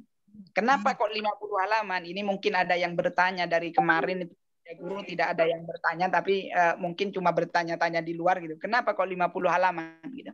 Karena begini Bapak Ibu, salah satu kebijakan dari UNESCO, tebal minimal sebuah buku itu 50 halaman. Tapi 50 halaman A5 sebenarnya. 50 halaman A5. Tapi karena di Media Guru itu berpikir kalau misalnya 50 halaman A5 ini gimana? Nanti ketulisan Ibu itu diedit jadi 30 halaman dong. Gitu kan. Karena kalau banyak itu malah habis gitu. Angka ya sudah 50 halaman A4 gitu. Enggak apa-apa, lebih baik kan. Tapi batas minimal 50 halaman. Seperti itu Bapak Ibu. Jawaban dari saya. Terima kasih. Terima kasih. Baik, terima kasih Mas Saiful. Bagaimana Bu Rina? Sudah ini ya? Sudah dapat puas ya? Dengan jawabannya. Iya, terima kasih atas jawabannya. Mungkin baik, satu lagi ya. Ada tidak tips biar buku kita itu lolos gitu ke penerbit? Terima kasih. Oh begitu ya, monggo Mas Kacang. Ini berarti bicara penerbit mayor ya. Artinya penerbit itu ada 2, tapi ada yang mengatakan ada 3 ya. Jadi saya sebutkan dulu. Ada penerbit itu ada yang mengatakan ada 3. Yang ada 3 itu menyebutnya ini. Ada penerbit mayor, ada penerbit indie, ada penerbit self-publishing. Penerbit mandiri. Nah, cuma orang banyak yang menganggap bahwa penerbit indie dengan penerbit mandiri itu sama. Tapi ada yang beranggapan tidak. Kalau penerbit mayor itu adalah penerbit yang menerbitkan buku dengan melihat kepentingan pasar dan itu bergantung pada kepentingan pasar dan juga bisnis. Tapi kalau penerbit indie itu tidak. Tapi ada misi tersendiri dari penerbit yang memang diusung ya, seperti itu. Jadi dia itu terbebas dari intervensi, meskipun sebenarnya menurut saya tetap ada intervensi untuk kepentingan tertentu. Tapi biasanya dia berani menerbitkan hal-hal yang berbau kiri ya, berbau kiri lah gitu ya. Itu penerbit indie dikatakannya begitu. Tapi kalau penerbit mandiri kita menerbitkan sendiri di penerbit tertentu. Nah, sekarang mari kita ulas satu persatu ya. Kalau misalnya di penerbit mandiri itu tidak ada standar yang sulit ya, tidak ada aturan yang sulit. Biasanya setiap penerbit itu mau menerbitkan buku apa saja dengan syarat dan ketentuan buku itu bukan hasil plagiat dan juga buku itu bukan plagiat dan juga tidak menyinggung unsur sara gitu ya. Tidak berbau pornografi gitu. Itu saja syaratnya. Jadi dia sudah mau menerbitkan. Syarat yang lain misalnya jumlah ketebalan saja. Tapi kadang bisa disiasati. Misalnya Bapak Ibu menulis tidak kuat nih 50 halaman. Kuatnya berapa? 40 halaman. Ya nggak masalah. Gimana caranya agar bisa jadi 50 halaman? Ya sudah, tiap halaman kasih kutipan. Sudah jadi 50 halaman Bapak Ibu. Wah, ini ya. Solusi. Ya sudah, kasih kutipan aja tiap tiap pergantian bab itu kasih kutipan, ya sudah menjadi 50 halaman deh gitu kan. Atau satu bab itu kasih 2 kutipan, ya sudah jadi 50 halaman lebih bahkan gitu ya. Dari 40 halaman itu. Itu adalah teknis yang bisa dilakukan gitu. Atau memang kalau misalnya bingung nggak punya ini kutipan, gimana? Ya sudah bicara dengan layouter. Gini aja. Nggak usah kasih kutipan, kasih gambar gitu. Ya sudah kasih gambar aja, sudah jadi 50 halaman gitu ya. Jadi kalau misalnya di penerbit mandiri kita menerbitkan sendiri memang lebih mudah gitu ya. Kemudian yang kedua, kalau misalnya kita mau menerbitkan di penerbit mayor, ini berbeda lagi. Kalau kita mau menerbitkan di penerbit mayor, penerbit itu melihat kemungkinan terserapnya buku kita. Jadi nggak mungkin, karena penerbit ini bisnis Bapak Ibu. Penerbit ini bisnis dan dia harus memikirkan gaji karyawannya. Dia mau menerbitkan buku kalau buku Bapak Ibu itu potensinya akan laku dijual di pasar. Sehingga penerbit mendapatkan untung untuk keuntungan pribadinya penerbit maupun untuk karya yang mau dibayarkan ke karyawannya. Kan lucu misalnya Bapak Ibu punya bisnis nih, punya karyawan, kemudian tidak laku produknya. Karyawannya mau dibayar pakai apa, dikasih makan apa kan kayak gitu. Maka dia pasti akan memikirkan keterserapan pasar. Karena itu penerbit mayor akan selalu mempertimbangkan yang pertama pasti kualitas tulisan, yang kedua kapabilitas, keterkenalan dan popularitas penulisnya. Yang ketiga adalah pasar. Kalau misalnya Bapak Ibu mau menerbitkan di penerbit mayor, itu waktunya bisa lama, bisa 1 tahun baru terbang di pasaran gitu. Kenapa begitu? Karena penerbit menunggu momentum. Misalnya, Bapak Ibu ini bukunya sudah bagus ya, bagus. Orang yang nulis sudah kapabel ya. Kemudian diterima oleh penerbit, ya sudah diterima. Tapi oleh penerbit, oleh tim marketing, tunggu dulu sebentar ya, jangan terbitkan dulu itu. Pasarnya belum bagus gitu. Nanti nunggu momentum. Misalnya, Bapak Ibu mau menerbitkan buku tentang politik ya. Kalau menerbitkan buku politik hari ini, penerbit mayor nggak akan menerbitkan buku politik hari ini Bapak Ibu. Kenapa begitu? Karena pasarnya memang belum memungkinkan. Tapi nunggu musim-musim pilpres, musim-musim pilkada, dia akan menerbitkan buku itu. Gitu. Jadi nunggu momentum Bapak Ibu. Nah, bagaimana tipsnya agar diterima gitu? Yang pertama memang kualitas tulisan. Itu menjadi hal yang paling penting ya Bapak Ibu. Meskipun itu tidak menjamin 100% ya. Karena kalau sekarang kita pergi ke toko buku banyak kok kualitas tulisan yang biasa-biasa aja tapi terbit di penerbit mayor. Itu yang pertama. Yang kedua, sasaran pasar. Ini sangat penting Bapak Ibu. Berbedanya tulisan Bapak Ibu, buku Ibu dengan buku-buku yang beredar di pasaran ini tuh menjadi sangat penting. Dan pasarnya, momentumnya tepat apa enggak. Itu menjadi poin yang sangat penting bagi penerbit mayor. Apakah dia akan menerima karya kita atau tidak. Gitu ya. Karena kalau misalnya pasarnya nggak memungkinkan, dia nggak akan ngambil. Gitu Bapak Ibu. Kemudian selanjutnya, kapabilitas dan popularitas Bapak Ibu. Semakin populer Bapak Ibu, misalnya Bapak Ibu punya komunitas, punya apa, itu akan kemungkinan besar untuk diterbitkan.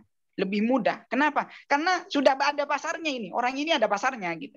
Kalau orang ini nggak ada pasarnya, misalnya Bapak Ibu orang baru gitu mau masuk di penerbit, dia akan mencari tahu dulu siapa Bapak Ibu ini gitu. Akan dicari gitu. Kalau misalnya saya menerbitkan, nanti orang yang mau beli, siapa penulisnya ini? Ya sudahlah gitu ya. Makanya kalau misalnya Andrea Hirata yang sudah punya pasar, dia nggak bingung, dia langsung terbitkan aja gitu. Wah ini Andrea Hirata sudah punya pasar. Tapi kalau Mas Saiful nerbitkan, siapa ini kacung? Wah orang Sumenep itu yang masih kecil ya. masih bau bawang gitu ya. Buang Bapak Ibu. Jadi itulah gitu ya. Jadi kalau misalnya Bapak Ibu itu pengen mau menerbitkan di penerbit mayor ya begitu. Tapi nanti Bapak Ibu coba kalau misalnya mau menerbitkan di penerbit mayor, cari yang jangka waktu pemberitahuannya itu lebih cepat. Agar Bapak Ibu tidak itu kepikiran, nggak bisa tidur, diterima nggak ya gitu ya. Baiklah Mas Kacong, ini karena waktunya mepet sekali, pertanyaan masih banyak Mas Kacong ini ya. Oke, siap. Oke. Ya. Demikian Bu Rina, terima kasih ya. Oke, itu jawaban sudah saya. terjawab. Oke. Ini Iya, terima kasih. Namanya Ibu Sujarwati. Monggo Ibu Sujarwati.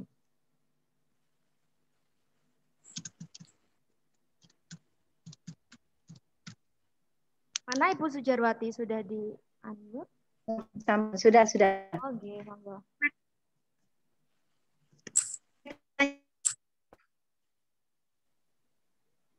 Itu sudah dikatakan plagiat. Kemarin itu MTS 7 Jember membuat antologi. Sebanyak 46 orang itu membuat cerita. Kemudian di percetakan, setelah dikirim di percetakan, itu ada berapa orang yang kebalikan katanya plagiat. Berapa persen dikatakan plagiat? Karena ada yang mengutip, kemudian dikatakan plagiat. Nah, plagiat itu berapa persen? Dikatakan plagiat dan tidak dikatakan plagiat itu berapa persen? Itu aja. Assalamualaikum. Oke, siap. Monggo. Warahmatullahi wabarakatuh. Ini pertanyaan luar biasa ya. Mengenai plagiarisme ini memang isu yang sangat menarik dan nggak selesai-selesai. Bahkan banyak itu calon dekan, calon rektor digagalkan karena persoalan plagiat. Plagiat itu kalau untuk standar buku beberapa penerbit menetapkan maksimal 30%. Maksimal 30%. Tapi aplikasi yang digunakan itu adalah aplikasi Turnitin. Ya, aplikasinya Turnitin. Oke. Itu yang pertama yang harus kita pahami. Tapi kalau misalnya dibentuk misalnya tesis skripsi karya ilmiah, perguruan tinggi biasanya menetapkan sekitar 20% maksimal. Kalau lebih dari 20% harus direvisi. Itu dianggap lagi. Itu yang perlu dipahami terlebih dahulu. Kemudian selanjutnya, kalau kita berbicara mengenai kemurnian, maka tidak ada ide yang murni, ya kan? Misalnya kita mau bicara cinta, cinta itu sudah sejak lama ditulis gitu ya. Mulai sejak zaman Nabi Adam itu sudah bicara cinta, dan sampai sekarang masih hangat ditulis lagi, cinta lagi gitu ya. Nah, gitu banyak sekali persoalan cinta. Nah, lantas bagaimana untuk menghindari semacam itu? Apalagi tadi misalnya menulis tentang budaya lokal, kebudayaan gitu ya. Kan banyak mungkin yang mengangkat gitu. Gimana caranya? Adalah dengan melakukan parafrase, yaitu menggunakan bahasa kita sendiri sehingga tidak terdeteksi gitu ya. Nah, yang kedua itu mengenai bahasa loh ya. Ini mengenai bahasa. Ketika menggunakan bahasa maka bisa dicek dengan Turnitin. Ya, dengan aplikasi bisa. Tapi ketika bicara ide, nah ketika bicara ide ini menjadi persoalan. Misalnya idenya kapal Van der Wijk itu dianggap dianggap plagiat idenya. Dan banyak juga idenya yang dianggap plagiat. Gitu. Tapi kita kan nggak bisa mengendalikan ide, gitu ya. Gimana caranya? Maka ide itu perlu dikembangkan. Itulah pentingnya. Kalau misalnya kita mau menerbitkan buku di penerbit mayor, kita perlu mencari pembanding buku kita. Gitu ya. Agar kita tahu, agar kita tidak dianggap plagiat. Kalau di dunia penelitian biasanya kita ditulis penelitian terdahulu. Ya. Ada bagian yang membahas apa tujuannya untuk bahwa kita itu nggak plagiat. Jadi ide-ide semacam ada jalan topik, aku pengen. Siapa? Tante Nitnot. Jadi caranya begitu Bapak Ibu. Jadi kalau bicara pakai dari saya. Baik, terima kasih Mas Kacong. Ini ada pertanyaan lagi dari Ibu apa tadi itu? Rosa kayaknya. Bu Rosa. Bu Rosa.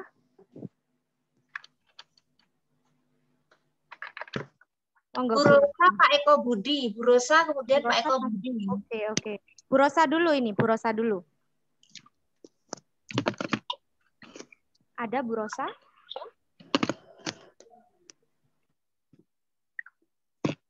Bu Rosa, MTSN 5. Monggo Bu Rosa, sudah ada? Kalau memang belum ada, lanjut ke Pak Eko. Pak Eko. Pak Eko ada ini, saya bacakan apa punya Pak Eko ya? Pak Eko tadi. Oke, Bu. Oh, nggih, siap. Monggo jenengan bisa langsung berkomunikasi dengan Mas narasumber. Ya, terima kasih pada semuanya atas waktunya.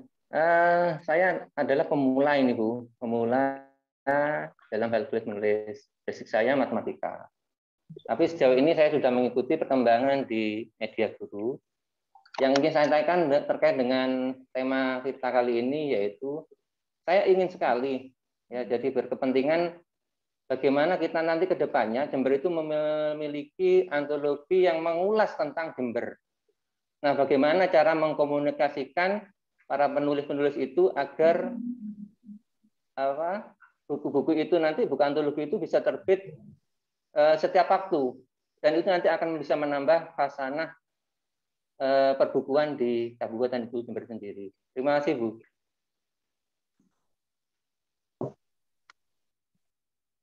Ini Mas Saiful. Itu kayaknya pertanyaan untuk ketua itu. Ketua. Baik, Bu Ketua bisa menjawab langsung ini, Bu Ketua. Itu pertanyaan dan saran itu. Nah, kayaknya ini. Monggo Bu Ketua bisa menjawab.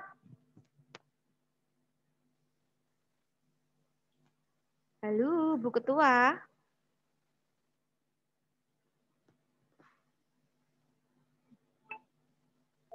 Bu Fatih. Nggih, ya.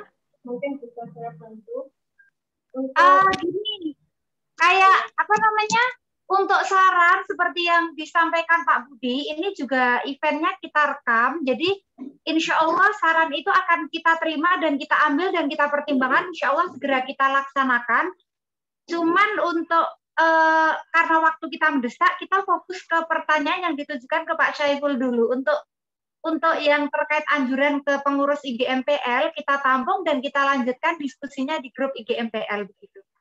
Begitu Bu Momot. Oke, terima kasih Bu Ketua. Lanjut ya, ini di grup WAG ada yang bertanya, Putut ini ya, Bapak apa Ibu ini? Saya pernah bergabung dengan beberapa itu yang aktif menulis di Facebook. Oh, begitu ya.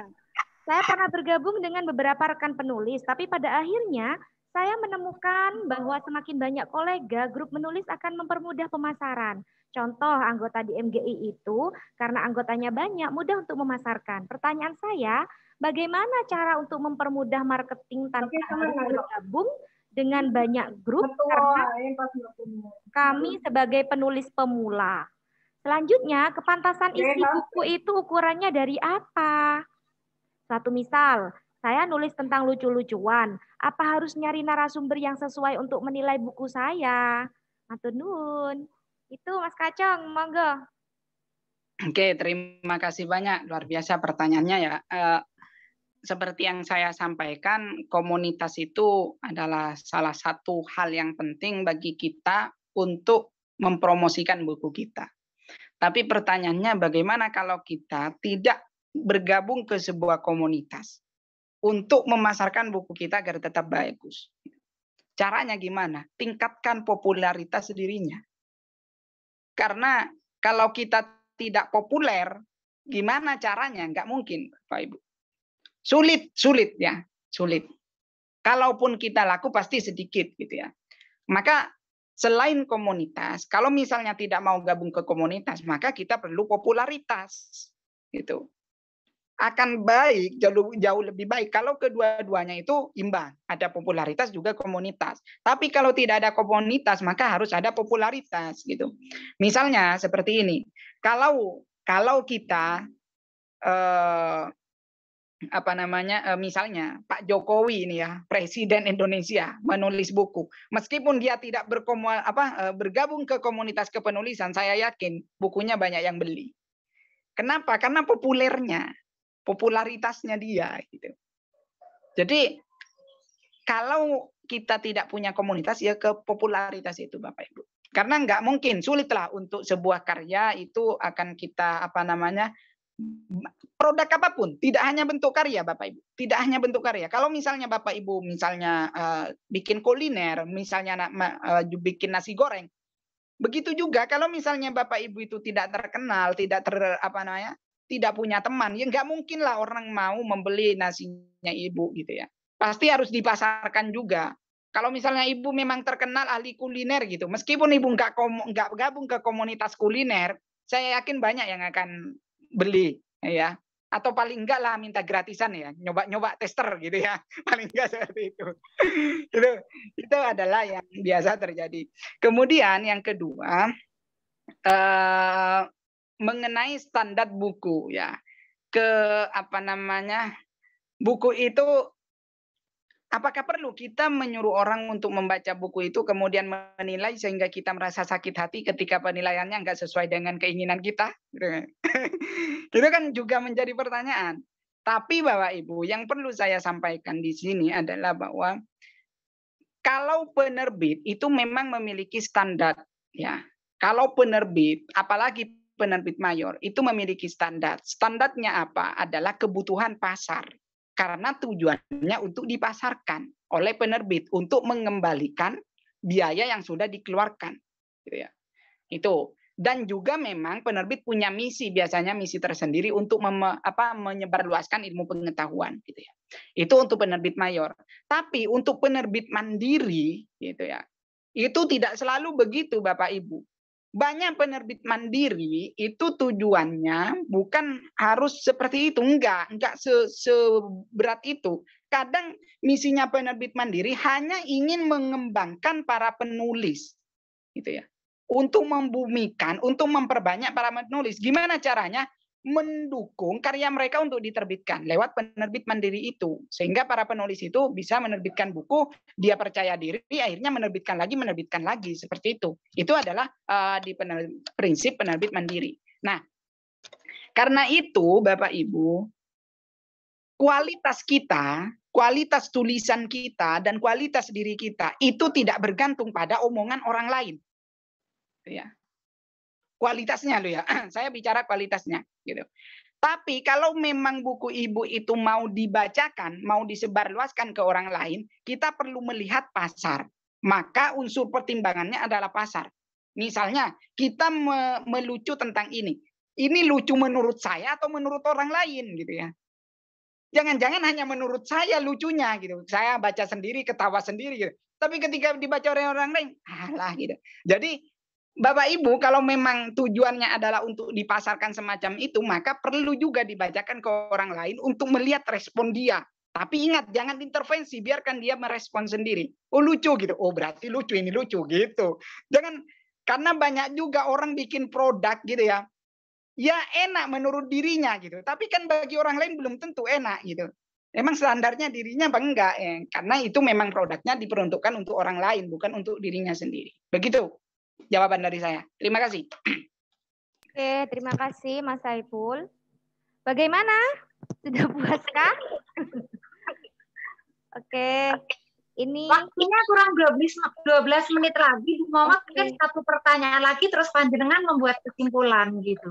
Untuk yang tidak berhasil terakomodir, nanti mohon kesediaan Mas Saiful untuk menjawabnya melalui chat. Nanti kita yang kirimkan ke grup Ngopeni sampai dengan terakomodir semua pertanyaannya begitu. Oke, ini tinggal satu pertanyaan ini dari Man 1 Jember, Bu Mami. Monggo Bu Mami bisa bertanya langsung. Terima kasih. Assalamualaikum warahmatullahi wabarakatuh. Waalaikumsalam warahmatullahi wabarakatuh. Langsung saja pertanyaan yang ingin saya sampaikan kepada narasumber, sebagaimana tadi yang disampaikan, yang mana materinya cukup menarik sekali, terkait dengan bahwa artikel ataupun tulisan itu akan lebih hidup apabila dimasukkan gambar-gambar, ya. Terkait dengan itu yang ingin saya tanyakan yang pertama, apakah semua jenis tulisan itu bisa dimasukkan gambar-gambar yang sebagaimana dimaksudkan tadi? Karena ada beberapa buku ya yang mungkin kita semua pernah membaca, nggak semuanya ada gambarnya seperti itu. Seperti novel itu kan ada kalanya hanya tulisan saja ya tanpa ada gambar. Dan yang lainnya lagi kerap kali tanpa gambar seperti itu. Kemudian yang kedua, bagaimana cara menentukan gambar yang pas atau tepat untuk sebuah tulisan agar tulisan tersebut mendukung terhadap apa yang ada dalam isi dari tulisan tersebut. Saya rasa itu pertanyaan dari saya. Sekali lagi terima kasih. Wassalamualaikum warahmatullahi wabarakatuh. Waalaikumsalam warahmatullahi wabarakatuh. Biasa, Mami, terima kasih atas pertanyaannya. Jadi yang pertama saya ingin sampaikan bahwa gambar itu bisa membantu pembaca untuk menuntun imajinasinya. Itu ya yang pertama. Tapi saya ulangi lagi pernyataan saya yang tadi bahwa kita sebagai penulis jangan bergantung pada gambarnya. Jadi tetap konten yang hal yang paling penting bagaimana caranya kita membuat tulisan yang tanpa gambar pun orang bisa merasa tetap muncul dalam pikirannya gambarannya seperti ini. Gitu ya. Nah, kenapa? Karena kalau misalnya tidak ada gambarnya, nanti malah tulisan kita nggak ada apa-apanya. Jadi di dalam tulisan itu sudah ada ruh tulisan. Kita siapkan ruh tulisannya, gitu ya. Tapi di sini saya nggak akan membahas panjang lebar mengenai bagaimana kita membuat tulisan agar ada ruhnya, gitu ya. Agar ada ruhnya. Tapi saya ingin membahas bahwa tulisan itu sudah ada ruhnya. Tapi agar ruh ini agar ruh ini mudah ditangkap, maka kita bisa membantu pembaca menangkap imajinasinya itu melalui gambar. Itu ya, itu yang pertama. Kemudian yang kedua, apakah semua buku itu adakah buku yang bisa diberi gambar, adakah buku yang tidak bisa diberikan gambar gitu. Saya tidak mengatakan bisa atau tidak. Tapi memang banyak buku itu tidak diberi gambar. Seperti novel, itu tidak diberi gambar. Karena mereka memang ingin menyajikannya itu adalah tulisannya saja gitu. Kalau misalnya karya ilmiah banyak yang tidak ada gambarnya. Jadi bukan berarti semuanya itu harus ada gambarnya, enggak. Tapi yang maksud saya adalah bagaimana ruh itu lebih mudah ditangkap saja gitu. Lebih mudah ditangkap. Tapi kalau misalnya Bapak Ibu sudah yakin bahwa ruh ini bisa ditangkap, nggak perlu gambar ya nggak usah gambar gitu, nggak usah gambar. Misalnya Bapak Ibu kalau misalnya mau menggambarkan tentang tarian di daerah Jember, kalau dibaca oleh orang Jember mungkin mudah ya. Tapi kalau dibaca oleh orang luar yang tidak pernah tahu tentang tarian Jember gitu ya, itu mungkin kebingungan. Tarian Jawa Timur ya, tarian Jawa Timur itu akan kebingungan. Tapi akan lebih mudah menangkapnya kalau misalnya ini ya tulisannya bentuknya misalnya esai ya, tulisnya bentuknya esai, akan mudah menangkapnya. Oh ternyata lebih mudah membayangkan itu kalau ada gambar tariannya gitu. Itu akan lebih mudah. Atau misalnya Bapak Ibu mau menulis tentang sejarah, ada artefak peninggalannya. Mungkin Bapak Ibu ada peninggalan seperti ini, dijelaskan sudah dengan detail gitu ya, dijelaskan dengan detail. Tapi orang masih akan membayangkan seperti apa sih guys, kalau belum pernah melihat gitu. Nah, tapi kalau novel itu kan kehidupan sehari-hari Bapak Ibu. Novel itu jarang membahas hal-hal yang di luar kehidupan sehari-hari, sehingga orang lebih mudah menangkapnya gitu. Dan kalaupun misalnya ada hal baru, rasanya sedikit sekali yang ada di novel gitu. Jadi nggak ada kewajiban sebenarnya Bapak Ibu, nggak ada kewajiban. Jadi jangan dianggap ini sebagai suatu kewajiban ya. Lantas bagaimana untuk menaruh yang tepat gitu ya? Yang tepat, gambar yang tepat, memilih gambar yang tepat, ya tentu disesuaikan dengan konteks tulisannya. Kalau kita konteks tulisannya adalah tentang budaya, ya gambar yang dimasukkan ya berbau budaya gitu ya. Berbau budaya. Kalau nggak berbau budaya ya jangan dimasukkan, nanti malah kacau gitu. Misalnya kita berbicara tentang apa namanya tari Jawa Timur, tapi yang dimasukkan gambarnya Upin Ipin, ya nggak nyambung. Pokoknya gitu. Ide pokoknya apa dari sebuah tulisan itu? Seperti itu. Untuk mewakili. Itu hanya untuk membantu. Tapi lebih baik Bapak Ibu kalau misalnya untuk anak-anak itu memang enak itu untuk melatih imajinasi mereka seandainya bisa. Memang tanpa gambar. Agar mereka belajar berimajinasi dengan bebas. Seperti itu. Dari saya. Terima kasih. Baik, terima kasih Mas Saiful. Bu Mami, bagaimana Bu Mami? Terima kasih. Ya, puas sudah dengan jawabannya. Oke, siap. Terima kasih. Karena ini sudah pertanyaan. Iya, gimana?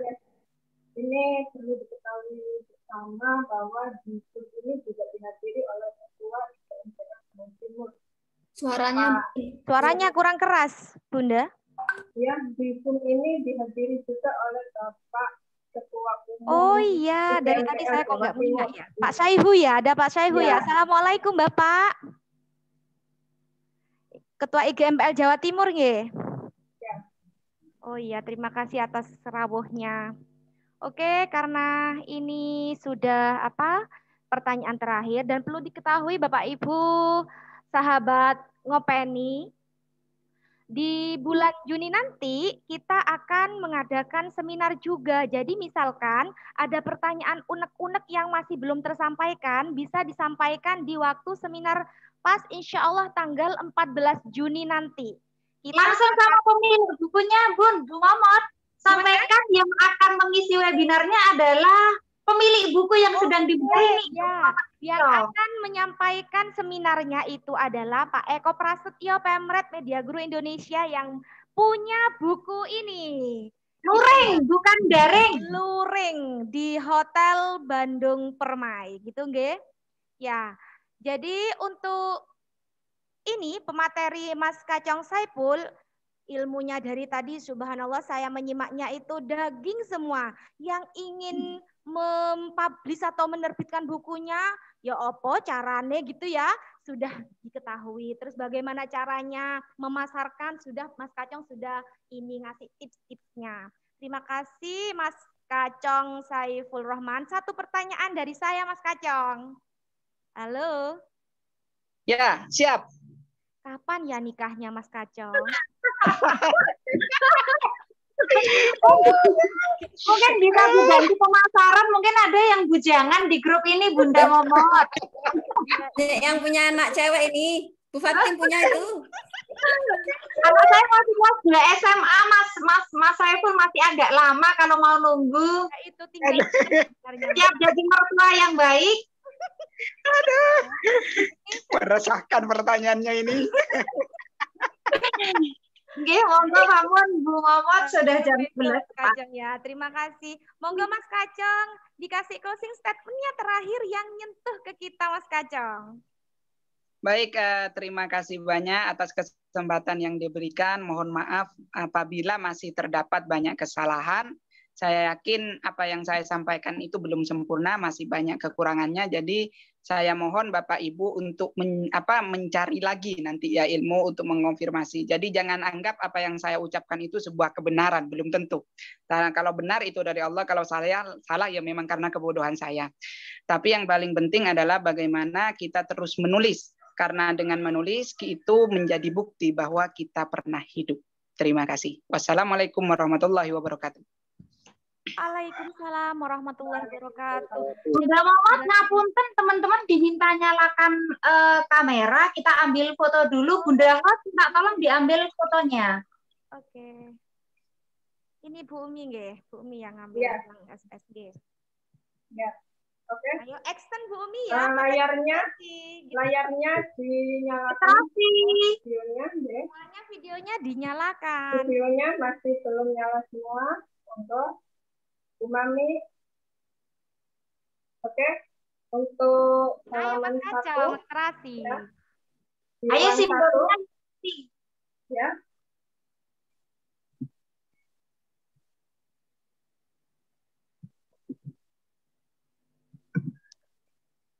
Untuk ruang 2 masih belum nyala semua. Untuk ruang 2. Ya. 1, 2, 3. Untuk ruang ya sudah selesai. 2 ruang ya Bun. Iya, karena ini masih pertama dan dadakan lagi ya. Sudah luar biasa menurut saya. Seperti itu. Oke, terima kasih banyak sahabat Ngopeni. Ini kegiatan tidak hanya cukup di sini saja, tapi insya Allah kita akan mengadakan ngopeni selanjutnya. Ini kan masih sesi 1, maksudnya masih ngopeni yang perdana kita ya. Jadi kalau sudah diopeni, insya Allah akan banyak nanti, beranak pinak nantinya ya ke depannya seperti itu. Amin. Kurang lebihnya saya sebagai moderator mohon maaf apabila dari awal sampai detik ini ada perkataan, perbuatan yang salah, yang disengaja maupun tidak. Saya mohon maaf yang sebesar-besarnya. Mas, terutama sama Mas Saiful ya sudah bully ya. Terima kasih atas materinya dan mohon maaf saya mewakili pengurus IGMPL Kabupaten Jember, Mas Saiful. Siap, sama-sama. Begitu. Ya, terima kasih. Kurang lebihnya mohon maaf. Wassalamualaikum warahmatullahi wabarakatuh. Waalaikumsalam warahmatullahi Bisa di-mute, bisa di-unmute semuanya, Bun. Biar bicara-bicara, Bun. Bagus, Bu. Sinyalnya bagus. Terima kasih, Bapak. Ini Mas Saifulnya sebentar dulu dong. Ini kan sudah santai banget ini. Lah, sudah ada kriteria Mas Saiful? Mau dibully Pak Saiful ini. Sudah ada kriteria? Kriteria Kacong, Mas Kacong, apa yang tinggi besar gitu.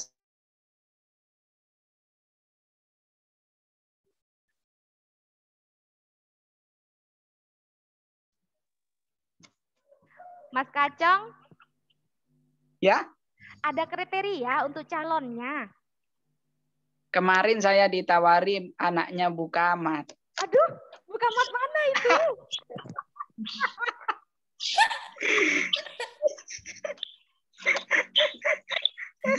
Bu Kamat kemarin nawari.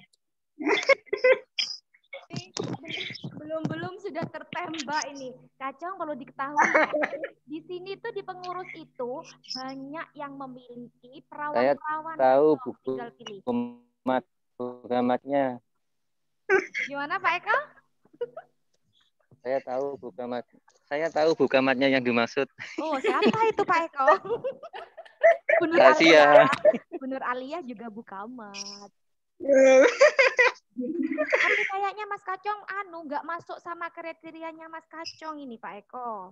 Saya sudah ajukan, tapi Mas Kacongnya masih menolak, masih cari yang lain Bunda gitu.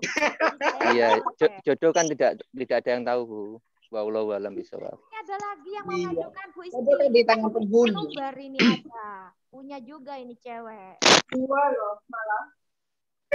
2 malah, tinggal pilih. Tuh. Subhanallah, saat ini senang sekali ya Mas Kacong. Ampun, izin dulu Bu, pamit. Assalamualaikum. Waalaikumsalam. Bapak Ibu bisa live, nggak apa-apa, monggo.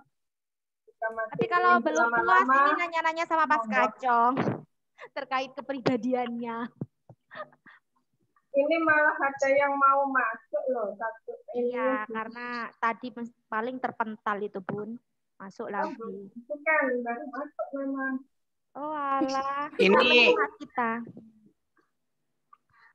Saya kan nggak tahu Bu Fatim. Saya pikir ini untuk internal. Banyak teman-teman saya itu pengen gabung.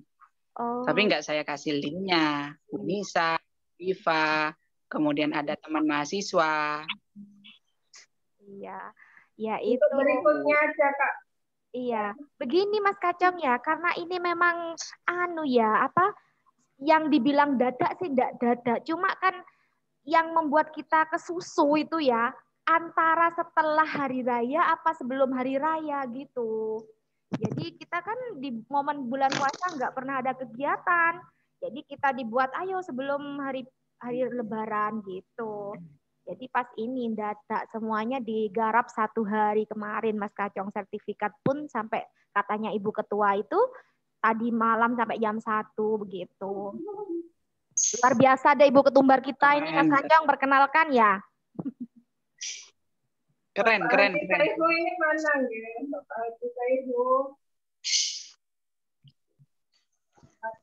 Saya boleh pamit enggak, ini sisa baterai saya tinggal 9%. Oh gitu ya. Oke, siap-siap Mas Kacong. Terima kasih banyak Mas Kacong ya. Jangan bosen ya. Misalkan nanti saya undang lagi ya. Siap, 86. Siap, 86. Mungkin Bapak bisa Haji itu. Saihu. Mungkin saya tambahkan saran lagi kalau misalnya nanti IGMPL ini biar makin hidup gitu ya. Tadi kan sudah ada saran dari saya buku terkait budaya. Mungkin perlu membuat buletin gitu, bikin buletin juga bulanan atau apa gitu. Menurut saya bagus itu Bapak Ibu. Kita Nanti sudah kalau punya misalnya sebenarnya Kacong, medianya punya, Fatonah namanya itu. Tapi ini saya nggak pernah lihat. Bupati, itu Bapak Aku Haji katanya Saihu nomor hadir minat sudah. loh. Iya, mana? Assalamualaikum Pak Haji. Oh iya. Saya izin pamit ya. Oke. Sudah hampir Apa Pak Ngalih? Ada apa? Waalaikumsalam. Halo. Mas Kacongnya sudah pamit karena baterainya katanya minim sekali gitu. Jadi Bu Ika, Dek Rara siapa ya ini bisa merangkum materinya itu? Merangkum pertanyaan. Bisa Bupati dibuat. ini Pak Haji Saihu, saya ingin dengar suaranya dari tadi dipanggil. Oke, dari tadi saya manggil Pak Haji. Assalamualaikum. Waalaikumsalam. Masya Allah bisa bertemu Bapak ini. Bisa menyampaikan sesuatu? Oke, monggo. Ya. Terima kasih. Saya lihat tadi IGMPL Jember sudah mulai berkegiatan sudah lama. Saya ceritanya sama Bu Umi katanya mau ada kegiatan dan ini kegiatan yang sudah dimulai. Mudah-mudahan kedepannya semakin sukses, semakin dengan baik IGMPL Jember. Mudah-mudahan nanti kalau bulan Juni itu ada kesempatan, kalau bisa nanti insya Allah saya hadir ke sana berarti. Oke. Sekali lagi selamat untuk IGMPL Jember atas